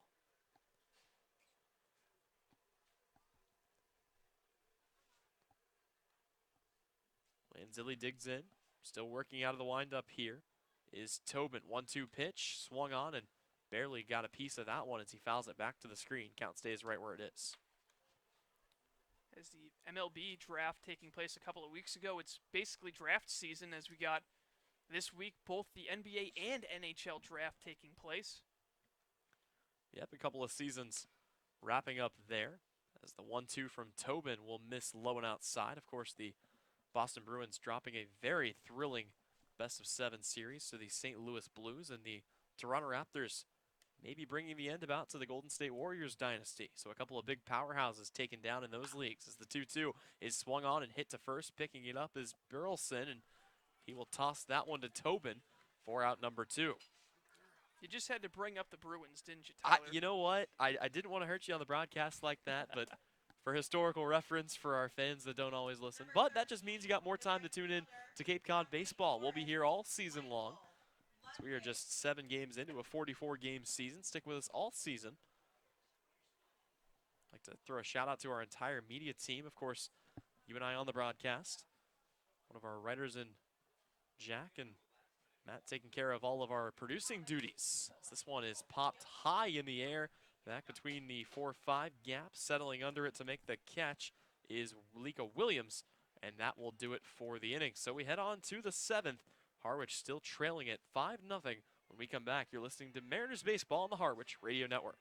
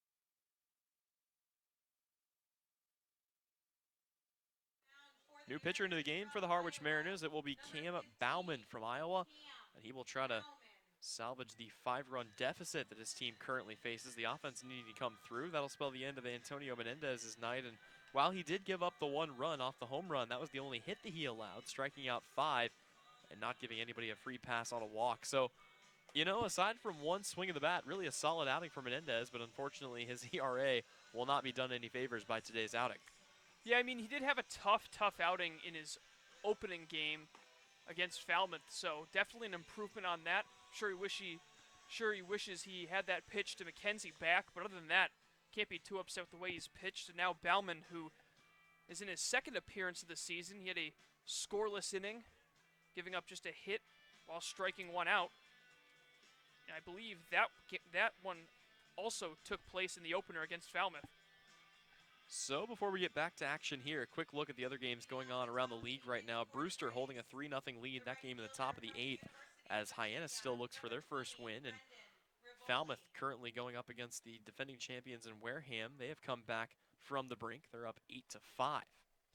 Here, of course, it's a 5-0 lead for the visiting Bourne Braves as Cam Bauman will step out there onto the bump. And the first pitch the lefty throws is a fastball in there for strike one. As swinging through that one is Brendan Rivoli. Rivoli today is 1 for 2. A base hit, reached on an error back in the third, and then flied out softly in the fifth as he fouls this one away to fall behind 0-2 in the count. Rivoli's also had a lot of action out in right field. A couple of balls heading his way. It's been relatively easy, though, for him, given the contact that Redkowski's had generated through his 6 innings of work. 0-2 got him to jam, and Harris will flip that one to Seymour for out number 1. So as we head into the 8th inning here, 1 down, 2 to go, and that'll bring up Paul Gazzo, who is 1 for 3 today. A base hit and a couple of strikeouts. Gazzo, the Wallingford, Connecticut native. City of just over 40,000 out in New Haven County down in Connecticut. First pitch will miss down in the dirt for ball 1. Yeah, much like New Hampshire, Connecticut, a ton of cities down in the southern part of the state. 1-0 pitch fouled away. Yeah, definitely kind of bunching them all up down there. You get up into the northern parts of, especially like northern Maine, northern New Hampshire, I'd assume northern Vermont, not a whole lot up there, and then sooner or later you hit Canada. Yeah, even in northwestern, at least northwestern and western Massachusetts, very remote areas. So some areas thickly settled, others not so much in New England. Gazzo steps in, Bauman with the 1-1 pitch, and that one will be taken to the same way he just fouled the last one, tracking it over, but running out of real estate is Seymour, and it'll be a 1-2 count here for Cam Bauman. Interesting to me that we didn't see Nix walk in this game. Mentioned the only guy on the roster as a pitcher that has not had an opportunity to pitch yet. Yeah, the bullpen inactive right now, so it might be Bauman for the rest of the way. Here's the 1-2, and that'll miss a fastball in the dirt, bouncing off home plate to even the count at 2 apiece. Jake McKenzie, who hit the only home run of the game, is standing on deck right now.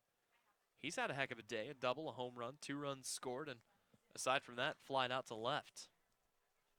Here's Gazzo digging in, 2-2 pitch, and that one will be fouled away. We'll do it again.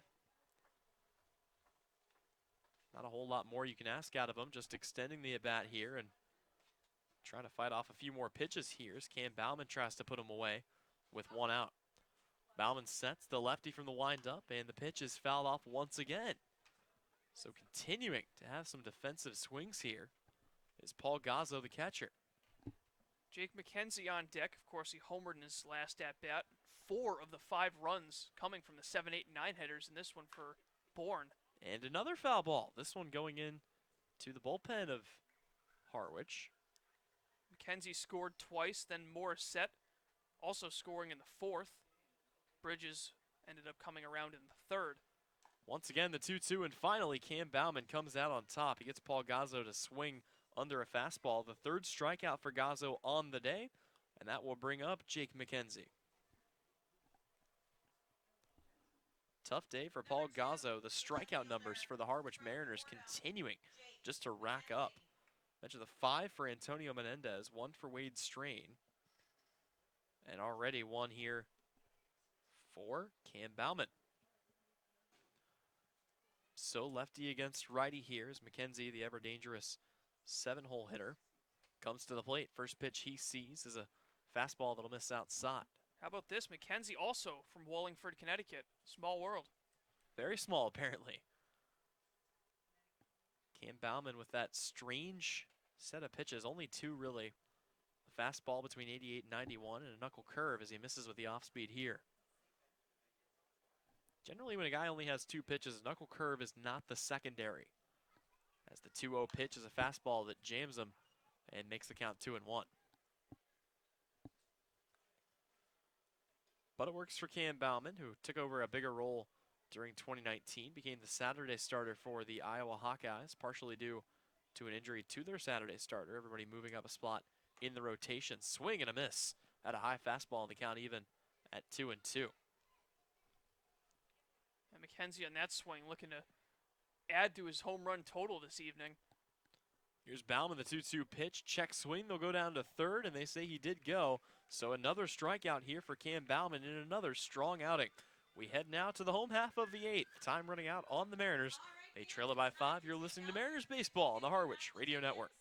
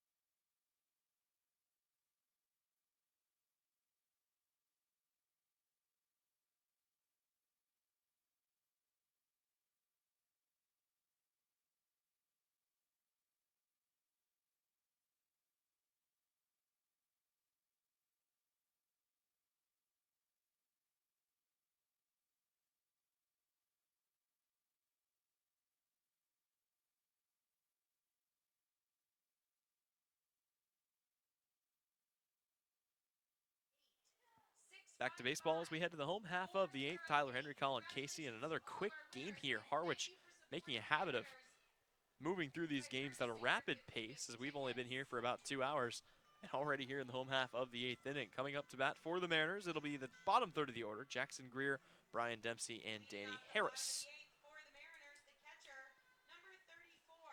So far, that portion of the lineup today is 0 for 6. Trying to improve upon that. And the ever-dangerous Jackson Greer steps in from the right-hand side, facing off for the first time today against Wesley Tobin.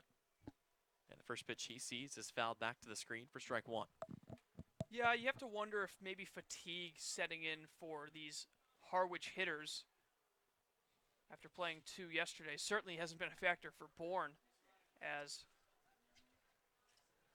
they had their doubleheader yesterday with Orleans, and now having to travel out here to Harwich, but not missing a beat.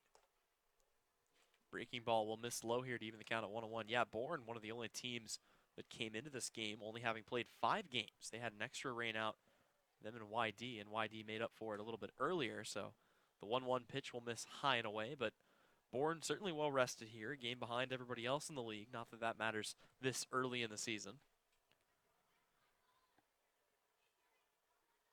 Jackson Greer digs in from the right-hand side, swing and a miss at a fastball down Main Street in the count even at 2-2.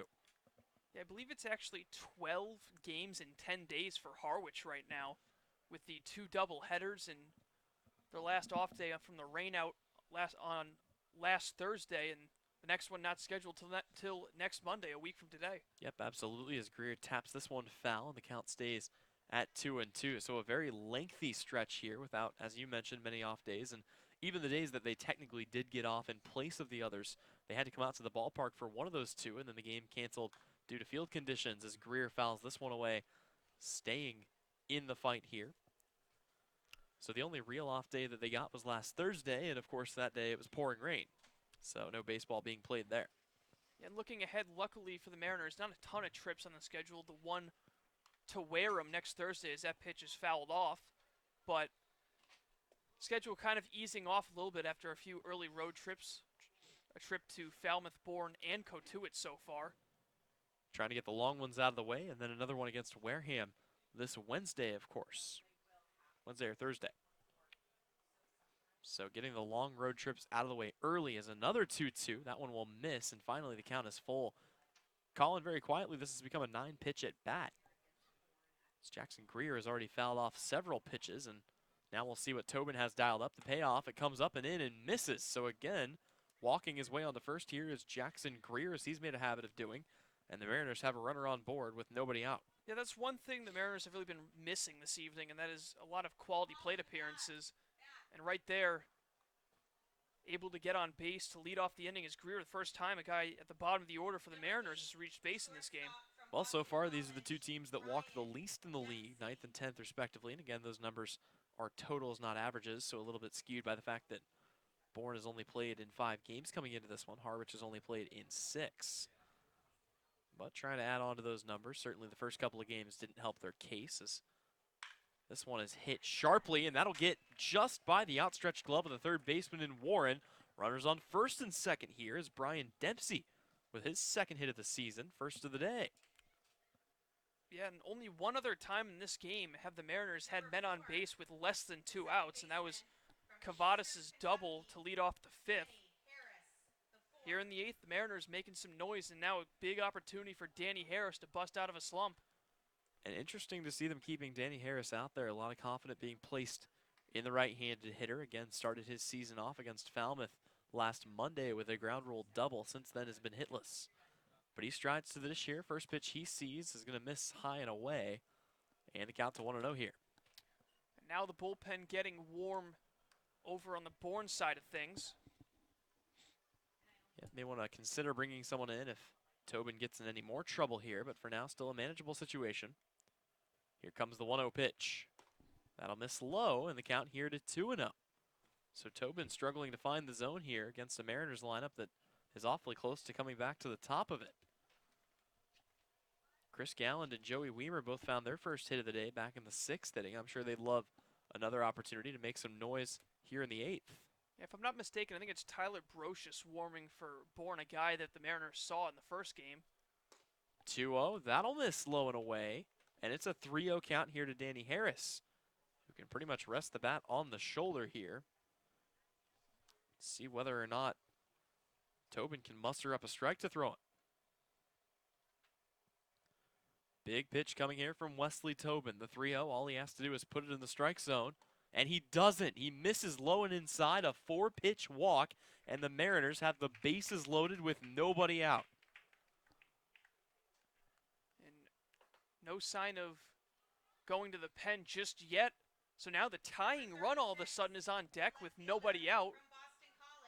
And now we see a mound visit happening, so we'll see if that's going to be all for the pitcher Tobin. Well, and this might be, if nothing else, just a stalling tactic to get Brocious ready. I don't think they want Tobin throwing any more than one more batter if they have to. Yep, and here comes the bullpen. So it'll be Brocious, and we'll get you some more numbers on him, but we'll take a quick break, give him some time to warm up. When we come back, Harwich still trails at 5-0, but they've got the bases loaded with nobody out. When we come back, you're listening to Mariners Baseball on the Harwich Radio Network.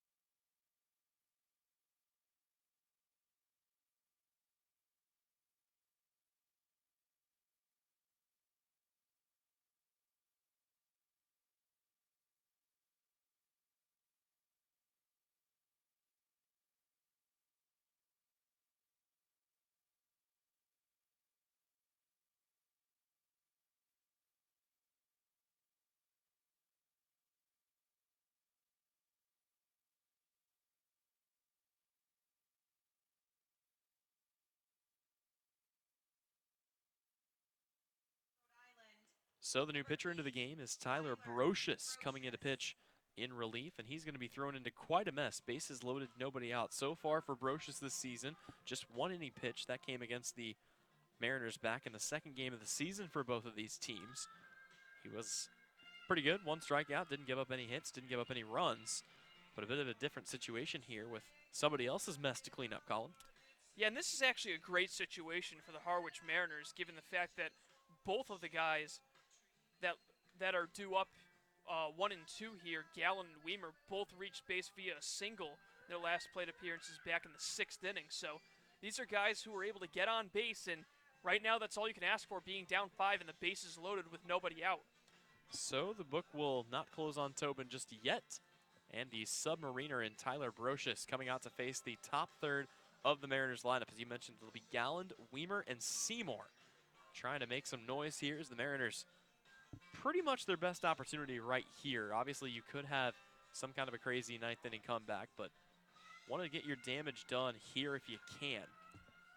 So we'll see what they have in store. It will be righty on righty to start as Chris Gallen digs in from the right-hand side. Bases loaded, nobody out. Here in the home half of the 8th inning, Harwich trailing it 5-0. They've only had 3 or 4 hits in this entire game, but now a golden opportunity coming here. Gallen ready, Brocious set to go. First pitch will be chopped high to short. It's a little bit of a slow roller. They try to go the short way, and they will. So 1 run comes in to score. They're able to eliminate Danny Harris at second, and with 1 away, it'll be runners at the corners here for the Mariners. And that's an RBI for Chris Galland. I'm sure he would have liked to do much more there, but he's able to get his team on the board and bring up Weimer with an opportunity to do some more damage to that lead. Getting a ball in the outfield. Any ball in the outfield should bring in a run, but a base hit will likely be able to keep this inning alive. Joey Weimer today 1 for 3, got his base hit back in the 6th inning, and here comes the pitch. As this one will miss low and away for ball 1.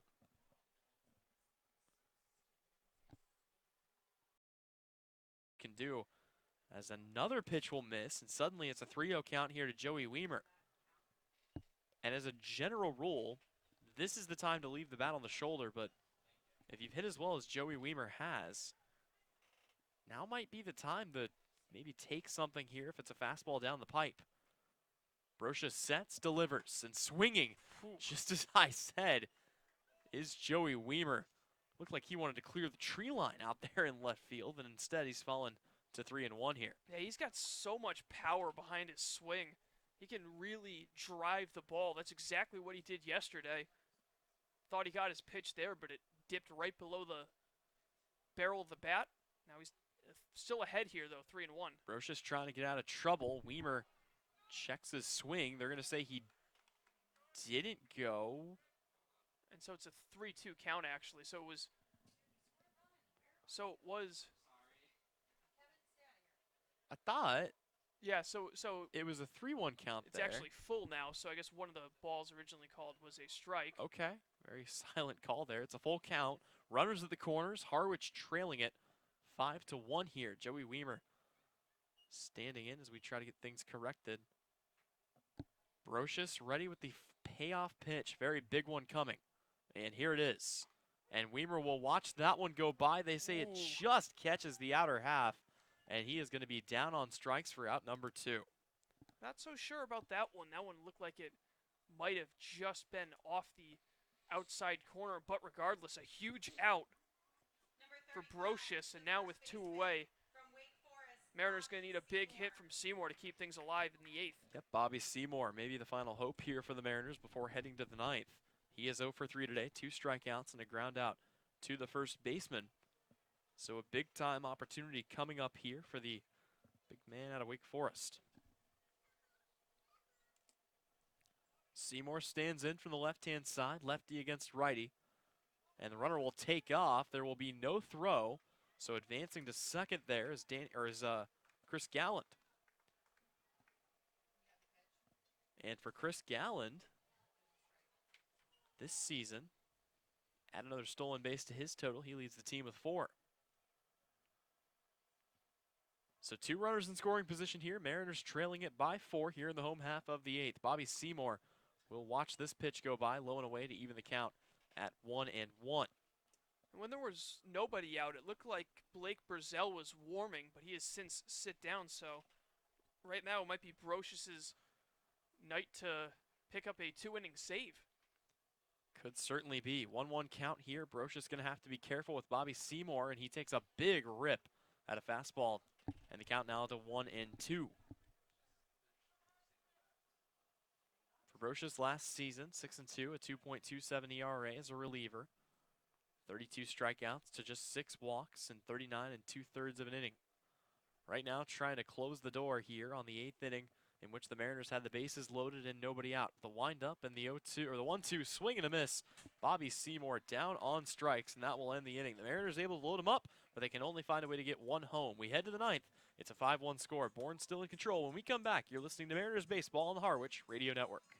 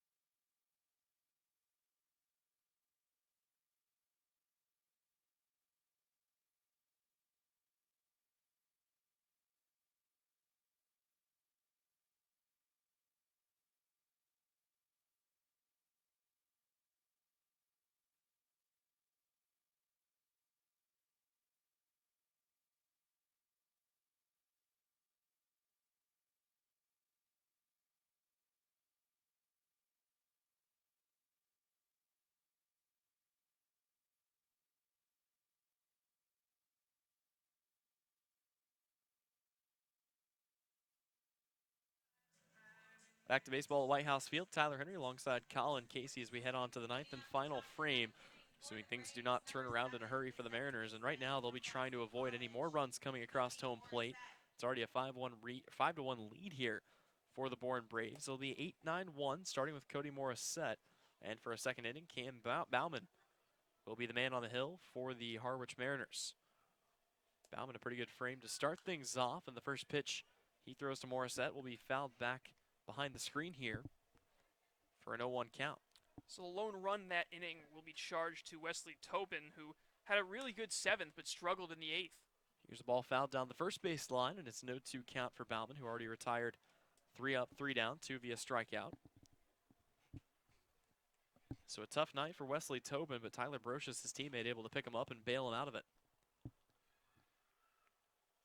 Should be a no 2 count up on the board. Here's the pitch, and that'll miss low and away. Count to 1-2.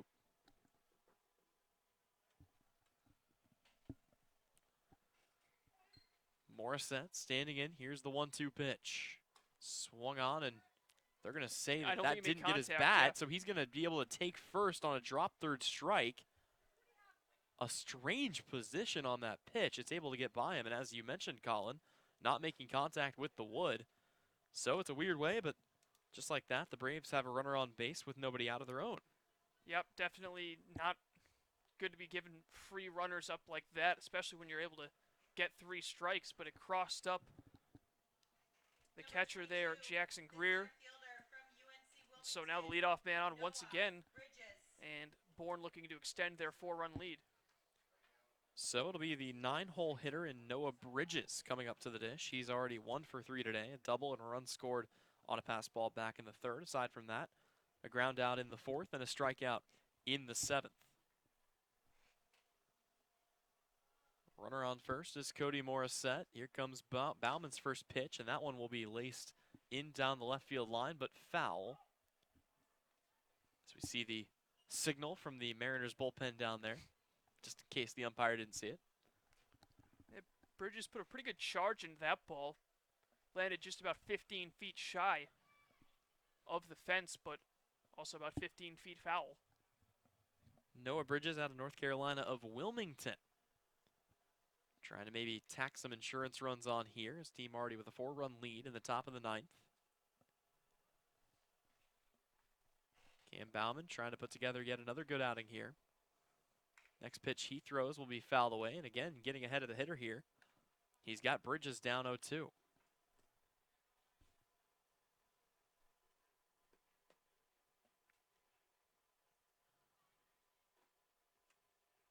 Bridges also a big track star, played soccer and swam in high school, a little 4-sport athlete. Now turning his attention to the diamond. 0-2 pitch, breaking ball, that'll miss, and the count to 1-2. They're looking at the league leaders out here in the East. Chris Gallen for Harwich, 4th in batting average, .333. The leader, Jamal O'Gwyn. We saw him play against the Mariners with Chatham, .391 on the season. 1-2 skied high in the air. Coming in to make the play is Chris Gallen, and he'll make the catch out in left field. 1 away. Bobby Seymour not too far behind Gallen, hitting .316, 6th in the East in batting average. So back to the top of the order we go. It'll be Xavier Warren, who, again, it's been a tough day for him. 0 for 4. A ground out, another ground out. Actually, 3 ground outs in a row, one of them unassisted, and then a strikeout in the 6th. So trending in the wrong direction right now for a guy who entered the game hitting .308 with 4 RBIs, which led the team. Runner on first, 1 away. Cam Bauman's first pitch, and that one will be taken sharply into right center field. That'll be Weimer and Ludwig calls off the center fielder and makes the catch out in right center field. Yeah, good communication on that fly ball. That shows why the Mariners are up there among the league leaders in fielding percentage, able to communicate with each other. A bit of a rough start to this one, but the defense definitely playing a lot better in this latter half of this game.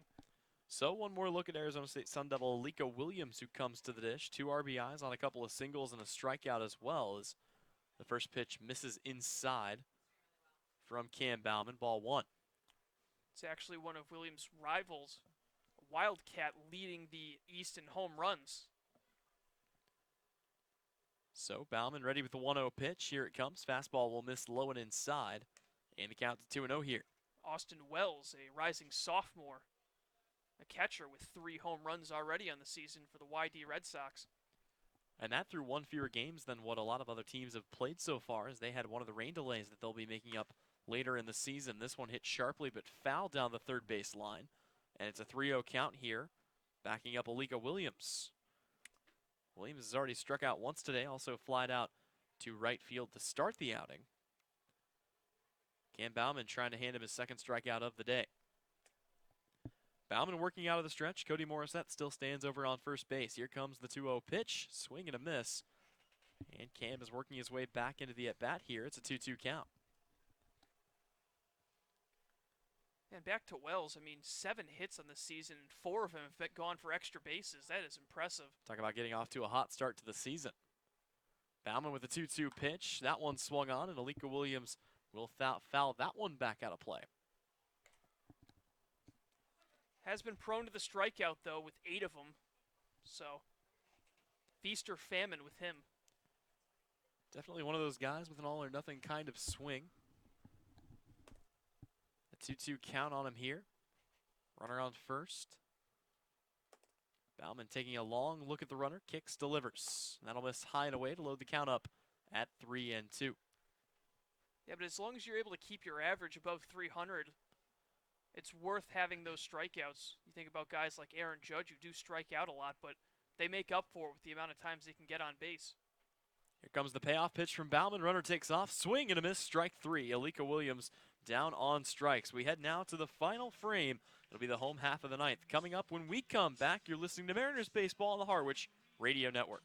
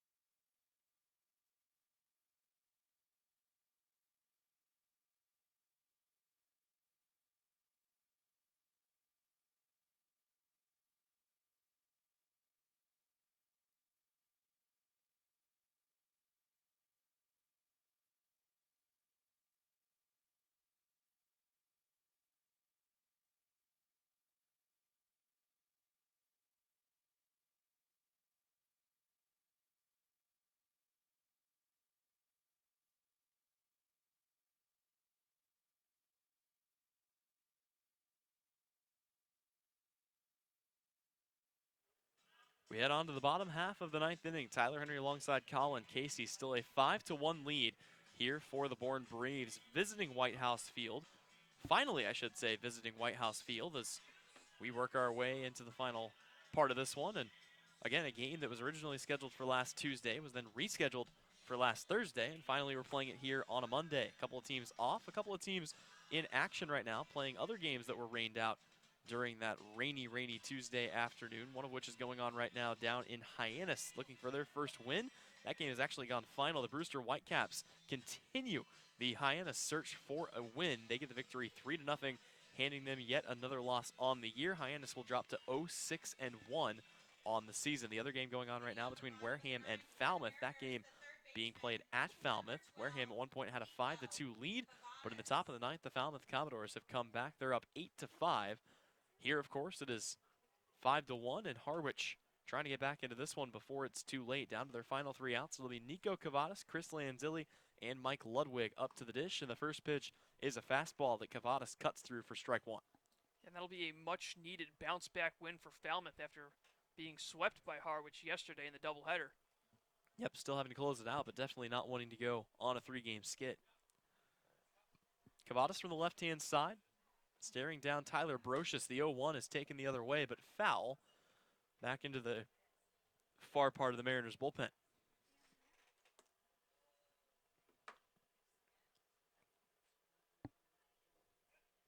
So after a couple of comfortable games here at home, the Mariners will hit the road, going to YD tomorrow. It's actually a 4-game winless streak for Falmouth. 3 losses and a tie dating back all the way to their last win, which was a 1-0 victory in Chatham. Yep, finally able to break out of that and get a win here. A very productive one. At least they have to close it out still. That game in the bottom or the top half of the 9th inning. 1-2 count here for Tyler Brocious. The pitch that'll miss outside, and the count even at 2-2.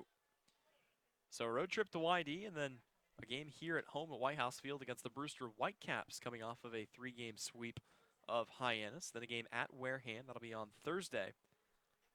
And of course Friday, a game here at Wareham. So a home and away against the league champs from a year ago. Here's Brocious with the 2-2. That'll miss outside, and the count is full here on Nico Cavadas. Yeah, an important 2-game stretch here for Harwich with these interdivisional games. And of course, they got a home and home with Wareham. And then another Western game on Saturday against Katuitt. Here comes the payoff pitch from Brocious. Swing and a miss, strike 3. Nico Cavadas is out number 1 here in the bottom of the 9th. And of course, another doubleheader against Hyannis at McKeon Park. Yep, a doubleheader against a team that for the time being, again, is kind of floundering right now in the basement of the league, and kind of hoping they don't turn things around and get on a hot streak right before they play the Mariners. Stepping in now will be Chris Lanzilli. Lanzilli 0 for 3 today, a ground out, a fly out, and another ground out back in the 7th. Tyler Brocious here in his 2nd inning of work. Big swing and a miss at the fastball for strike 1.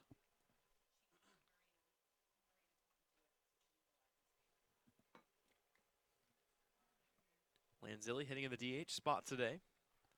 No pinch hitters used at any point in this game. A lot of trust in Coach Englert in the lineup he put out there today. Here's the 0-1. And that one will miss low, count even at 1 apiece. Yeah, generally speaking, a solid game for the Harwich bullpen. 5 innings of work. Only 1 hit allowed. It was a solo home run for Jake McKenzie off Menendez. Yep, but a tough start to the day as Wade Strain struggled through the beginning part of his game, giving up 4 big runs. As another swing and a miss here to low fastball by Chris Lanzilli. But yeah, 9 strikeouts in 5 innings for the bullpen. Pretty impressive. And that's kind of been the mantra of the entire season. The bullpen, with the exception of that first game, has looked awfully good. Only giving up a handful of runs and not too many hits to boot as well. Tyler Brocious ready with the 1-2 pitch. Lanzilli digs in, swing and a miss, strike 3. And Tyler Brocious has put the Bourne Braves on the doorstep of going 500 here. Number 13. Yeah, a much easier situation for Brocious here than he was put into the game with nobody out in the 8th and the bases loaded. He was able to work out of that jam, only giving up the 1 run, and now he's got back-to-back strikeouts against the middle of the lineup and looking to retire Ludwig to put a bow on this one. Well, you want to talk about a guy with the closer's mentality. Comes in with the bases loaded, gives up a fielder's choice, and then strikes out the next 4. First pitch to Ludwig, that'll be taken foul back into the bullpen down the left field line. So falling behind here early is Mike Ludwig. I think the biggest concern in this game, it's not the runners left on base, it's the strikeout count. And granted, it was an absolute gem pitched by Hunter Rutkowski. Harrison Rutkowski, sorry, but nonetheless, Harwich hitters really unable to do a whole lot with the exception of off of Wesley Tobin. Here comes the next pitch. That'll miss an off-speed delivery that comes in on the inside half, and it's a 1-1 count.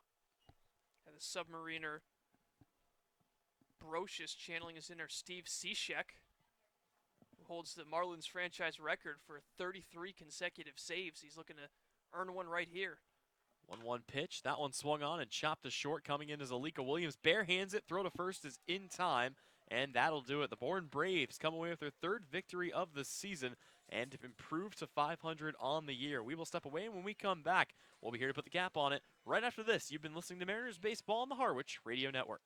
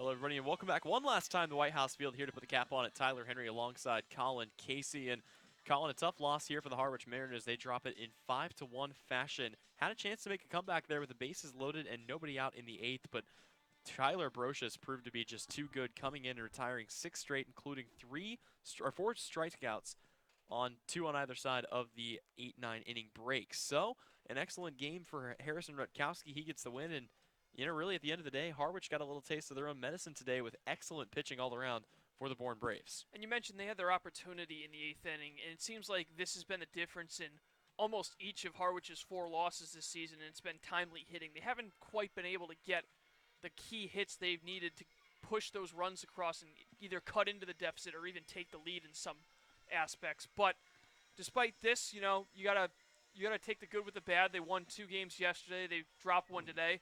And they got a big game tomorrow that they need to just kind of forget about this one today and focus on YD in that game taking place over at DY High School. Harrison Rutkowski gets the win. Wade Strain gets the loss. He disproves to 0-1 on the season. Tyler Brocious picks up his first save of the day. And really the one bright spot continues to be the Harwich Mariners bullpen, as Antonio Menendez and Cam Bowman combined for 5 innings, just 1 run. That came off the home run. Aside from that, no hits given up and 9 strikeouts between the 2 of them. But at the end of the day, Harwich drops to 3-4 on the season. Bourne improves to 500 at 3-3. Again, I'd like to say thank you for tuning in, and you can catch us tomorrow night as we will be at YD, an opportunity for Harwich to start going at the teams in the East. Aside from the 1 loss to Chatham, they have not played an Eastern Division team. But one last time for Tyler Henry, for Colin Casey, and of course for our producer Matt, thank you for all that you guys do. I'd like to say thank you for tuning in. Harwich takes the loss 5-1, hits the road tomorrow to YD, and you got it right here on the Mariners Radio Network.